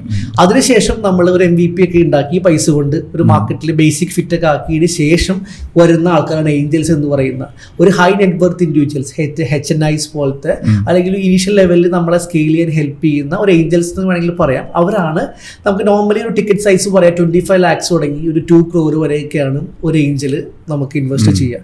അത് ഏഞ്ചൽ ഇൻഡിവിജ്വൽ ആയിട്ടും ചെയ്യുന്ന മെത്തഡോളജീസ് ഉണ്ട്, അതുപോലെ തന്നെ പ്ലാറ്റ്ഫോം ആയിട്ടും ചെയ്യുന്ന രീതികളുണ്ട്. അപ്പോൾ അവരുടെ ഉദ്ദേശം എന്ന് പറയുന്നത് ഇനീഷ്യലി ഇത് ഫ്ലറിഷ് ചെയ്യാനായിട്ടുള്ള ഒരു സീഡ് ക്യാപിറ്റലാണ് ഏഞ്ചൽസ് നമുക്ക് തരാം. അതിനുശേഷം അടുത്ത റൗണ്ട് ഒരു കുറച്ചും കൂടി സീരിയസ് ആയിട്ടുള്ള സീഡ് റൗണ്ടിലോ അല്ലെങ്കിൽ സീരീസ് A റൗണ്ടിലോ വരുന്ന ഒരു പ്രൈവറ്റ് ഇക്വിറ്റി പ്ലേയേഴ്സ് എന്ന് പറയും, അല്ലെങ്കിൽ വെഞ്ചർ ക്യാപിറ്റലിസ്റ്റ് എന്ന് പറയുന്ന നെക്സ്റ്റ് സെഗ്മെന്റ് പ്രൊഫഷണൽ ഫണ്ട് വരുമ്പോൾ ഇവിടെ എക്സിറ്റ് ചെയ്ത് പോകും. അപ്പൊ അവർ വരുന്നത് ഇപ്പോൾ ഒരു ഏഞ്ചൽ വന്നതിന് ശേഷം വരുന്ന അടുത്ത റൗണ്ട് ഒരു സീരീസ് A, B എന്ന് പറയുന്ന ടിക്കറ്റ് സൈസ് ഒരു 8 CR മുതൽ 16 CR അല്ലെങ്കിൽ 24-30 CR സെഗ്മെന്റ് ആണ്. ആ സെഗ്മെന്റിൽ വരുമ്പോൾ ഈ പറയുന്ന ഏഞ്ചൽസ് പതുക്കെ എക്സിറ്റ് ചെയ്ത് പോകും. അപ്പോൾ ഒരു പ്രീ സീഡ്, സീഡ് തന്നെ ചിലപ്പോൾ 2-3 റൗണ്ട് വരാം, സബ്ജക്റ്റ് ടു ബിസിനസിന്റെ മോഡലാണ്. അത് കഴിഞ്ഞാൽ ഒരു വെഞ്ചർ ക്യാപിറ്റലിസ്റ്റ് എന്ന് പറയുന്ന ആളുകളുണ്ട്. അവർ കുറെ കൂടി പ്രൊഫഷണൽ ആയിട്ട് ഒരു 4 കോടി മുതൽ 8 കോടി വരെയൊക്കെ ഒരു പ്രൊഫഷണൽ ആയിട്ട് ഇൻവെസ്റ്റ്മെന്റ് ഫേംസ് ആണ്. അവർ നമ്മളിലേക്ക് ഫണ്ട് കൊണ്ടുതരും. ആ ഫണ്ട് കൊണ്ടുവന്നതിന് ശേഷം നമ്മളെ ഉദ്ദേശം ഒരു 100 കോടി അല്ലെങ്കിൽ 150 കോടി വാലുവേഷനിലേക്ക് എത്തുന്ന ലെവലിലേക്കാണ് അവർ എക്സിറ്റ് ചെയ്ത് പോവുക. കുറേ കൂടി അതിനുശേഷം ഇപ്പോൾ നമ്മളൊരു 3 റൗണ്ട് കഴിഞ്ഞാൽ പിന്നീട് ഒരു ചിന്ത വരുന്നത് നമ്മൾ ഇൻഡിപെൻഡന്റ് ആയിട്ട് ഷെയർ ബൈബാക്ക് ചെയ്ത് ലിസ്റ്റിങ്ങിന് പോകണം. അതായത് എല്ലാവരും ഡ്രീമാണ് സസ്റ്റൈനബിൾ ആയിട്ടുള്ള ബിസിനസ് മോഡൽ ഉണ്ടാക്കുക എന്ന് പറയുന്ന മോഡൽ. അപ്പോൾ ഒന്നില്ലെങ്കിൽ നമുക്ക് ലിസ്റ്റിങ്ങിലേക്ക് പോവാം, നമുക്ക് പ്രോപ്പർ ടേൺ ഓവറും ട്രാക്ഷനും സിസ്റ്റം ഉണ്ടെങ്കിൽ. അതല്ലെങ്കിൽ പ്രൈവറ്റ് ഇക്വിറ്റി എന്ന് പറയുന്ന സെബി ലിസ്റ്റഡ് ആയിട്ടുള്ള ഒരുപാട് പ്ലേയേഴ്സ് ഉണ്ട്. അവർ ഹ്യൂജ് ആയിട്ടുള്ള ഫണ്ടുകൾ നമ്മളിലേക്ക് തന്ന് നമ്മുടെ ഒരു സ്റ്റേക്ക് എടുത്ത് കൊണ്ടുപോകുന്ന ഒരു 60%, 40% എടുക്കുന്ന മെത്തഡോളജിയും അതിലേക്ക് വരുന്നുണ്ട്. ഇവർ നമ്മൾ പറയാം സ്ട്രാറ്റജിക് ഇൻവെസ്റ്റേഴ്സ് എന്നാണ് പറയുക. ഇവരുടെ ടീം വന്ന് കംപ്ലീറ്റ്ലി നമ്മുടെ ബിസിനസ് തന്നെ പ്രൊഫഷണലി മാനേജ് ചെയ്യുന്ന ഒരു പോയിന്റ് ആയിരിക്കും. ഒരു പോയിന്റ് കഴിയുമ്പോൾ നമ്മൾ എക്സിറ്റ് ആവുകയും ചെയ്യും. അപ്പോൾ നമ്മുടെ ഡ്രീം നോക്കിയിട്ട് വേണം നമ്മൾ ഏത് റൗണ്ടിൽ ഏത് ഇൻവെസ്റ്ററെ കൊണ്ടുവരണം, എന്തോരം ഷെയർ ഡൈലൂട്ട് ചെയ്യണം. അൾട്ടിമേറ്റ്ലി ഇത് എന്ത് റൗണ്ട് വന്നാലും ഈ കോ ഫൗണ്ടേഴ്സിന് സ്ട്രോങ് ആയിട്ടുള്ള കൺട്രോൾ ഇല്ലെങ്കിൽ ഒരു തരത്തിലും മുന്നോട്ട് പോകാൻ പറ്റില്ല. ഒരു ഫെയിലിയേഴ്സ് കാണുന്നത് ഏർലി സ്റ്റേജിൽ നമുക്ക് പൈസ ഇല്ലാത്തൊരവസ്ഥയിൽ ഒരുപാട് ഷെയർ ഡൈലൂട്ട് ചെയ്ത്. അപ്പോൾ നോർമലി ഒരു കമ്പനിയിൽ എല്ലാവരും പറയുന്നത് 51% ആണ് മെജോറിറ്റി എന്നാണ്. അങ്ങനെയല്ല. ഒരു കമ്പനിയുടെ സ്പെഷ്യൽ റെസൊല്യൂഷൻ പാസ്സാക്കണമെങ്കിൽ 76% മെജോറിറ്റി ഓഫ് ഷെയർസ് നമുക്ക് വേണം. അല്ലെങ്കിൽ എന്ത് കാര്യത്തിനും തേർഡ് പാർട്ടിയുടെ അടുത്ത് നമ്മൾ ഒപ്പീനിയനാണ് ചോദിക്കേണ്ടതായിട്ട് അവസ്ഥ വരും. അപ്പോൾ എങ്ങനെ 2-3 റൗണ്ട് കഴിയുമ്പോഴും 76 to 80% കമ്പനിയിൽ നിൽക്കാൻ പറ്റാവുന്ന ലെവലിലേക്ക് ക്യാപ് ടേബിൾ എന്നാണ് പറയുക, ഷെയർ ഹോൾഡിംഗ് ഫൗണ്ടേഴ്സിൻ്റെ അടുത്ത് ABC 3 പേരുടെ അടുത്ത് വെക്കാൻ പറ്റിയാൽ ഒരു പരിധി വരെ നമ്മുടെ ഫ്യൂച്ചറിസ്റ്റിക് ആയിട്ടുള്ള വിഷൻ സ്ട്രോങ് ആയിട്ട് പോകാനായിട്ട് നമ്മുടെ കയ്യിൽ നിൽക്കും. ഇല്ലെങ്കിൽ നമ്മുടെ കയ്യിൽ തന്നെ നിൽക്കും. എപ്പോഴും തേർഡ് പാർട്ടി ഒപ്പീനിയൻ നമുക്ക് പല സാധ്യതകളുണ്ട്. അപ്പോൾ അതാണ് നമ്മൾ പ്ലാൻ ചെയ്യേണ്ടത്. എത്ര ഷെയർ ഡൈലൂട്ട് ചെയ്യണം. അതിനോട് ചേർന്ന് വെക്കുന്ന ഒരു വാക്കാണ് വാല്യുവേഷൻ. നമുക്ക് ബിസിനസ്സിന് ന്യായമായ വാല്യുവേഷൻ കിട്ടാൻ പറ്റണം. അതൊരു നമ്മുടെ ഐഡിയക്ക് മാത്രം വാല്യൂ ഉണ്ടായാൽ പോരാ, ഫാക്ട് ആൻഡ് ഫിഗേഴ്സിൽ ടേൺ ഓവർ വരണം, നമ്പേഴ്സ് വരണം, അൾട്ടിമേറ്റ്ലി പ്രോഫിറ്റ് വരണം. ഇവിടെ കാണുന്ന ഒരു പ്രോബ്ലം നമ്മൾ നേരത്തെ ഒരു പറഞ്ഞ പോയിന്റാണ്, കസ്റ്റമർ അക്വിസിഷൻ പ്രോപ്പറായിട്ട് പ്ലാൻ ചെയ്തില്ലെങ്കിൽ അല്ലെങ്കിൽ മാർക്കറ്റിംഗ് ഏരിയാസ് പ്രോപ്പറായിട്ട് പ്ലാൻ ചെയ്തില്ലെങ്കിൽ ഏറ്റവും കൂടുതൽ പൈസ പോകുന്ന ഏരിയയാണ് ഈ 2 ഏരിയ. അത് തന്നെ നമ്മുടെ ലോസിലേക്ക് ഹെൽപ്പ് ചെയ്യും. അപ്പോൾ ലോസ് കുറച്ച് എങ്ങനെ ഈസിലി പോസിറ്റീവ് ക്യാഷ് ഫ്ലോ എത്തിക്കുക എന്നും കൂടി ഒരു ഫൗണ്ടർ ചിന്തിച്ചാലാണ് നമ്മൾ ഉദ്ദേശിക്കുന്ന വാല്യുവേഷനിലേക്ക് സംഗതി എത്തുള്ളൂ. ഇല്ലെങ്കിൽ ഒരു റൗണ്ട് ടേബിൾ നെഗോസിയേഷൻ ആണ് ഈ പറയുന്ന ഡീൽസ് എല്ലാം. അപ്പൊ അവർ പറയും, നമ്മൾ സംസാരിക്കും, പക്ഷെ അൾട്ടിമേറ്റ്ലി ഒരു വിൻ വിൻ പോകുമ്പോൾ നമ്മളും കോംപ്രമൈസ് ചെയ്യേണ്ടതായിട്ട്. അപ്പോൾ ഒരു സിസ്റ്റം ഡ്രിവൺ ബിസിനസ് നമ്മൾ എപ്പോഴും പറയുന്ന പോയിന്റിൽ ഫൈനാൻഷ്യലി ഇൻഡിപെൻഡന്റ് ആയിട്ടുള്ള ഒരു ബിസിനസ്സിലേക്ക് ഇതിനെ മാറ്റാനായിട്ട് നമുക്ക് പറ്റണം. സിസ്റ്റമായിട്ടും ഫൈനാൻഷ്യൽ ഡിസിപ്ലിൻ ആയിട്ടും നമ്പേഴ്സ് ആയിട്ടും വന്നാലാണ് നമ്മൾ പറയുന്ന വാല്യുവേഷനിലേക്ക് ഇൻവെസ്റ്റേഴ്സ് ഗ്രാജുവലി എത്തും.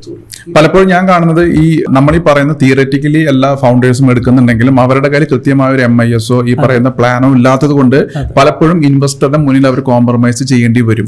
പക്ഷേ ഈ MIS ഇവരുടെ മുന്നിൽ ഉണ്ടെങ്കിൽ, ഇവരുടെ ഫാക്ട് ആൻഡ് ഫിഗേഴ്സും ആസ് പെർ ബിസിനസ് പ്ലാൻ അവർക്ക് ഗ്രോത്തും രജിസ്റ്റർ ചെയ്യാൻ പറ്റിയിട്ടുണ്ടെങ്കിൽ ഓട്ടോമാറ്റിക്കലി അവർ പോലും അറിയാതെ അവർക്കൊരു കോൺഫിഡൻസും നെഗോഷിയേഷൻ സ്കിൽസും അവർക്ക് ഇൻവെസ്റ്ററുടെ മുന്നിൽ കിട്ടുന്നുണ്ടായിരിക്കും. അതില്ലാത്ത സമയത്ത് അവർക്ക് അവിടെ ഡൈല്യൂട്ട് ചെയ്യേണ്ടി വരും. ഏറ്റവും കൂടുതൽ ചോദിക്കുക ഇൻവെസ്റ്റർ എങ്ങനെ കൺവിൻസ് ചെയ്യാം. ഇൻവെസ്റ്റർ എന്ന് പറയുന്ന ആൾക്കാർ ഓരോ എന്താ സ്റ്റേജിലും ഓരോ തരത്തിലാണ് ബിസിനസ്സിൽ നോക്കിക്കാണുക. ഏർലി സ്റ്റേജിൽ നോക്കുന്ന ആൾക്കാർ ഈ ഐഡിയയുടെ ഒരു കോമ്പറ്റൻസും ടീമുമാണ്. ഞാൻ എൻ്റെ 1 കോടി രൂപ നിങ്ങളെ ഏൽപ്പിക്കുകയാണ്, നിങ്ങൾ എന്തോ എഫക്റ്റീവായിട്ട് ഇതിലേക്ക് കൊണ്ടുപോകുമെന്ന് പറയുന്ന ട്രസ്റ്റ് ക്രിയേറ്റ് ചെയ്യാൻ പറ്റണം. നമ്മുടെ സ്ട്രാറ്റജിക്ക് ക്ലാരിറ്റി വേണം. ഇത്രയും കാര്യങ്ങൾ ഉണ്ടെങ്കിൽ തന്നെ നമുക്ക് ഓൾമോസ്റ്റ് ഫണ്ട് കിട്ടും. രണ്ടാമത്തെ സ്റ്റേജിലേക്ക് വരുമ്പോൾ ഈ പറഞ്ഞ കാര്യങ്ങൾ നമ്മൾ പേപ്പറിൽ കാണിക്കണം, ബുക്കിൽ കാണിച്ചു കൊടുക്കണം. നമ്മൾ അന്നൊരു കാര്യം പ്രോമിസ് ചെയ്തു, ആ പറയുന്ന ട്രാക്ഷൻ കാണിച്ച് സിസ്റ്റം കാണിച്ച് ചെറിയ രീതിയിലെങ്കിലും നമ്മുടെ ട്രാക്ഷൻ ബുക്കിൽ വന്നാലാണ് അടുത്ത റൗണ്ട് ഇൻവെസ്റ്റേഴ്സ് നമുക്ക് വരാം. എപ്പോഴും എക്സിറ്റിന്റെ ക്ലാരിറ്റി, അതിനെപ്പറ്റിയാണ് പല ഫൗണ്ടേഴ്സും മിസ്ഔട്ട് ആയി പോകുന്നത്. ഈ ഫണ്ട് എങ്ങനെ വേണമെന്നും എന്തിനു വേണമെന്നും എല്ലാവർക്കും നല്ലൊരു ബോധ്യമുണ്ട്. ഈ ഫണ്ട് എടുത്തതിന് ശേഷം എക്സിക്യൂഷൻ പോയിന്റ് ഓഫ് വ്യൂലാണ് പലപ്പോഴും ഫെയിൽ ആയി പോകുന്നത്. അത് നേരത്തെ പറഞ്ഞ MIS ഇല്ലാത്തതും ഒരു ബിസിനസ് പ്ലാൻ ഇല്ലാത്തതും ഒരു ഘടകം തന്നെയാണ്. അൾട്ടിമേറ്റ്ലി ആ ഒരു ക്യാപിറ്റൽ റേഷനിങ് എന്ന് പറയുന്ന ഒരു വാക്കും കൂടി ആഡ് ഓൺ ചെയ്യണം. അതായത് ക്യാപിറ്റൽ കൊണ്ടായി മാക്സിമം സ്പെൻഡ് ചെയ്ത് കളയുക എന്നുള്ളതല്ല, ക്യാപിറ്റലിനെ എഫക്റ്റീവായിട്ട് എങ്ങനെ യൂസ് ചെയ്തിട്ട് നെക്സ്റ്റ് ലെവലിലേക്ക് റിട്ടേൺസ് കൊടുക്കുന്നു എന്നൊരു പോയിന്റ്. കാരണം ഒരു ഡിവിഡൻഡ് സെൻട്രിക് ആയിരിക്കില്ല സ്റ്റാർട്ടപ്പ് ഇൻവെസ്റ്റേഴ്സ്. കാരണം ഇവിടെ വരുന്നത് വാല്യൂ സെൻട്രിക് ആണ്. നമ്മൾക്കൊരു 5 ഇയർ കൊണ്ടോ 10 ഇയർ കൊണ്ടോ 3 ഇയർ കൊണ്ടോ ഇത്ര ഇൻവെസ്റ്റ്മെന്റിനെ എങ്ങനെ 3x ആക്കാം, 10x ആവാം, 20x ആവാം എന്ന് പറയുന്ന ലെവലിലേക്ക് ബിസിനസ്സിന് എത്ര വാല്യൂലേക്ക് എത്താം, എത്ര പ്രോഫിറ്റിലേക്ക് എത്താം എന്ന് പറയുന്ന ഒരു വിഷനും റോഡ് മാപ്പ് സെറ്റ് ചെയ്താണ് ഈ പറയുന്ന ഫൗണ്ടേഴ്സ് ചെയ്യേണ്ടത്. ഇതിന്റെ ക്ലാരിറ്റിയാണ് ഇൻവെസ്റ്ററുടെ കോൺഫിഡൻസ്. കാരണം ഓരോ ഇൻവെസ്റ്ററും ഓരോ ലെവലിലും എക്സിറ്റ് പ്രതീക്ഷിക്കുന്നവരാണ്. അതാണ് നമ്മൾ ഡിഫൈൻ ചെയ്യുന്നത്. പക്ഷേ ഇന്ന് സ്റ്റാർട്ടപ്പ് ഫൗണ്ടേഴ്സിനുള്ള വലിയ ഒരു കൺഫ്യൂഷൻ ആണ് വാല്യൂ സെൻട്രിക്ക് പോകണം, ഡിവിഡൻഡ് സെൻട്രിക്ക് പോകണം. അതായത് കമ്പനിയെ പ്രോഫിറ്റബിലിറ്റിയിലേക്ക് കൊണ്ടുവന്ന് പ്രോഫിറ്റ് ഡിവൈഡ് ചെയ്തെടുക്കണോ അതോ വാല്യുവേഷൻ കൂട്ടി എക്സിറ്റ് പ്ലാനിലേക്ക് വർക്ക് ചെയ്യണോ എന്നുള്ളത്. ഇതിൽ എന്താണ് ഒരു റൈറ്റ് അഡ്വൈസ്? ഇപ്പോൾ ഹൈലി ക്യാപിറ്റൽ ഇൻറ്റൻസിക് ആയിട്ടുള്ള ബിസിനസ് ആണെന്നുണ്ടെങ്കിൽ അതിന് മൾട്ടിപ്പിൾ സ്റ്റേജ് ആയിട്ട് ക്യാപിറ്റൽ വേണ്ടി വരും. ആ പറയുന്ന മോഡലിന് ഒരു പ്രോഫിറ്റബിലിറ്റി മീറ്റ് ചെയ്യാന്ന് മാത്രമേ പറ്റുള്ളൂ. വാല്യുവേഷൻ, അതായത് മൾട്ടിപ്പിൾ വാല്യുവേഷൻ മോഡലിൽ മാത്രമേ എക്സിറ്റ് നമുക്ക് കിട്ടുള്ളൂ. ചില സെർട്ടൻ ബിസിനസ്സുകളുണ്ട്, അവർക്ക് 1 or 2 times മാത്രമേ ഫണ്ടിങ് ആവശ്യമുള്ളൂ. അതിനുശേഷം ഡിവിഡൻഡ് സെൻട്രിക് ആയിട്ട് അവർക്ക് പോകാനായിട്ട് പറ്റും. എക്സാമ്പിൾ പറയാം. ഇപ്പൊ നോർമലി ഇപ്പൊ എന്താ പറയാ, ഒരു സാസ് അല്ലാത്ത ഒരു ലെവലിലേക്കുള്ള ഒരു മാർക്കറ്റ് പ്ലേസ് പോലത്തെ ഒരു ബിസിനസ് ആണെന്നുണ്ടെങ്കിൽ ഇനീഷ്യലി ഒരു പ്ലാറ്റ്ഫോം ഡെവലപ്പ് ചെയ്യാനും മാർക്കറ്റ് ചെയ്യാനും മാത്രമേ പൈസ നമുക്ക് ആവശ്യമുള്ളൂ. അതൊരു ട്രാക്ഷൻ ആയി കഴിഞ്ഞാൽ ഒരു മാർക്കറ്റ് പ്ലേസ് പോലെ ആക്ട് ചെയ്തൊരു ബിസിനസ് മോഡൽ ആണെന്നുണ്ടെങ്കിൽ കുറെ കഴിയുമ്പോൾ മൾട്ടിപ്പിൾ റവന്യൂ മോഡൽ ഇംപ്ലിമെന്റ് ചെയ്യുകയാണെങ്കിൽ അതിലേക്കുള്ള പൈസ അതിലേക്ക് വരും. അത് വന്നു കഴിഞ്ഞാൽ നമുക്ക് അവർ എക്സിറ്റ് ചെയ്താൽ പിന്നെ ഡിവിഡൻഡ് മോഡലിലേക്ക് നമ്മൾ കൊണ്ടുപോയാൽ മതി.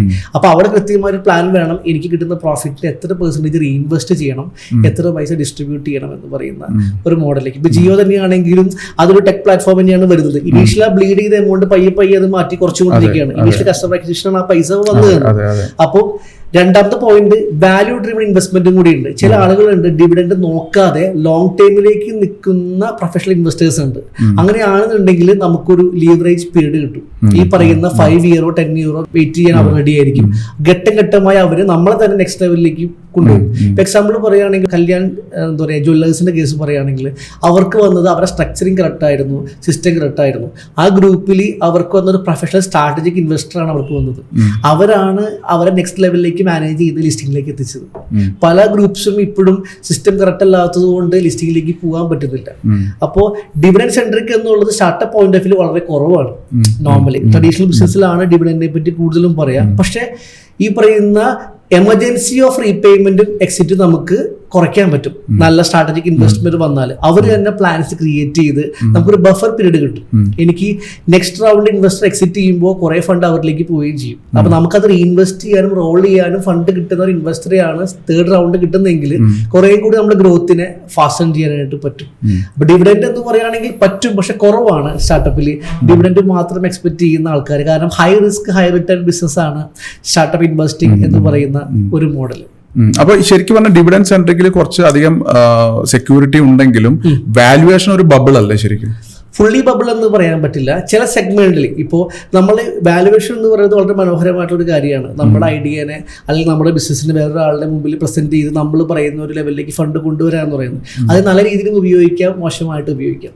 ഈ വാല്യുവേഷൻ ഡൗൺ ആവുന്ന സിനാരിയോസ് ഉണ്ട്. Like Byju's and many other companies is happening on. അതായത് നമ്മൾ ഫോർകാസ്റ്റ് ചെയ്യുന്ന ടേൺ ഓവറും പ്രോഫിറ്റബിലിറ്റിയും അത് അച്ചീവബിൾ ആയിരിക്കണം ഒരു പരിധി വരെ. ഈ ഫണ്ട് കൊണ്ട് നമ്മൾ അൺഅച്ചീവബിൾ ആയിട്ടുള്ള അല്ലെങ്കിൽ കുറച്ചുകൂടി അൺറിയലിസ്റ്റിക് ആയിട്ടുള്ള ടാർഗറ്റ്സ് ഫിക്സ് ചെയ്തിട്ട് വാല്യുവേഷൻ കിട്ടാൻ വേണ്ടി മാത്രം ഒരു ബബിൾ ക്രിയേറ്റ് ചെയ്ത് ഫണ്ട് കൊണ്ടുവരുമ്പോൾ നെക്സ്റ്റ് ഫിനാൻഷ്യൽ ഇയറിൽ ഹ്യൂജ് ലോസ് വരുമ്പോൾ ഓട്ടോമാറ്റിക്കലി വാല്യുവേഷൻ ഡൗൺ ചെയ്യേണ്ടതായിട്ടുള്ള അവസ്ഥ വരും.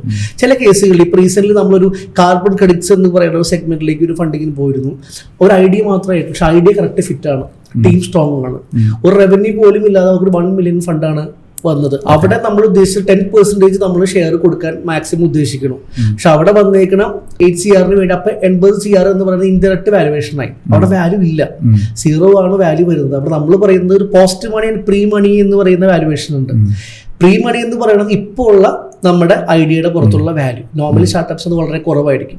പോസ്റ്റ് മണി എന്ന് പറയുന്നത് ഈ ഫണ്ടും കൂടി ബിസിനസ്സിലേക്ക് വന്നതിന് ശേഷം നമ്മൾ ജനറേറ്റ് ചെയ്യാൻ പോകുന്ന ടോട്ടൽ പ്രോഫിറ്റബിലിറ്റി ഇന്നത്തെ വാല്യൂ. അതാണ് കുറേ കൂടി റിയലിസ്റ്റിക് ആയിട്ടുള്ള ഒരു പോയിന്റ്. അപ്പൊ സെഗ്മെന്റ് ടു സെഗ്മെന്റ് ഈ വാല്യുവേഷൻ നല്ലതാണെന്ന് ഞാൻ പറയാം. പക്ഷെ നമ്മൾ എങ്ങനെ അത് യൂസ് ചെയ്യണു എന്നുള്ള പോയിന്റിലാണ് നിൽക്കുന്നത്.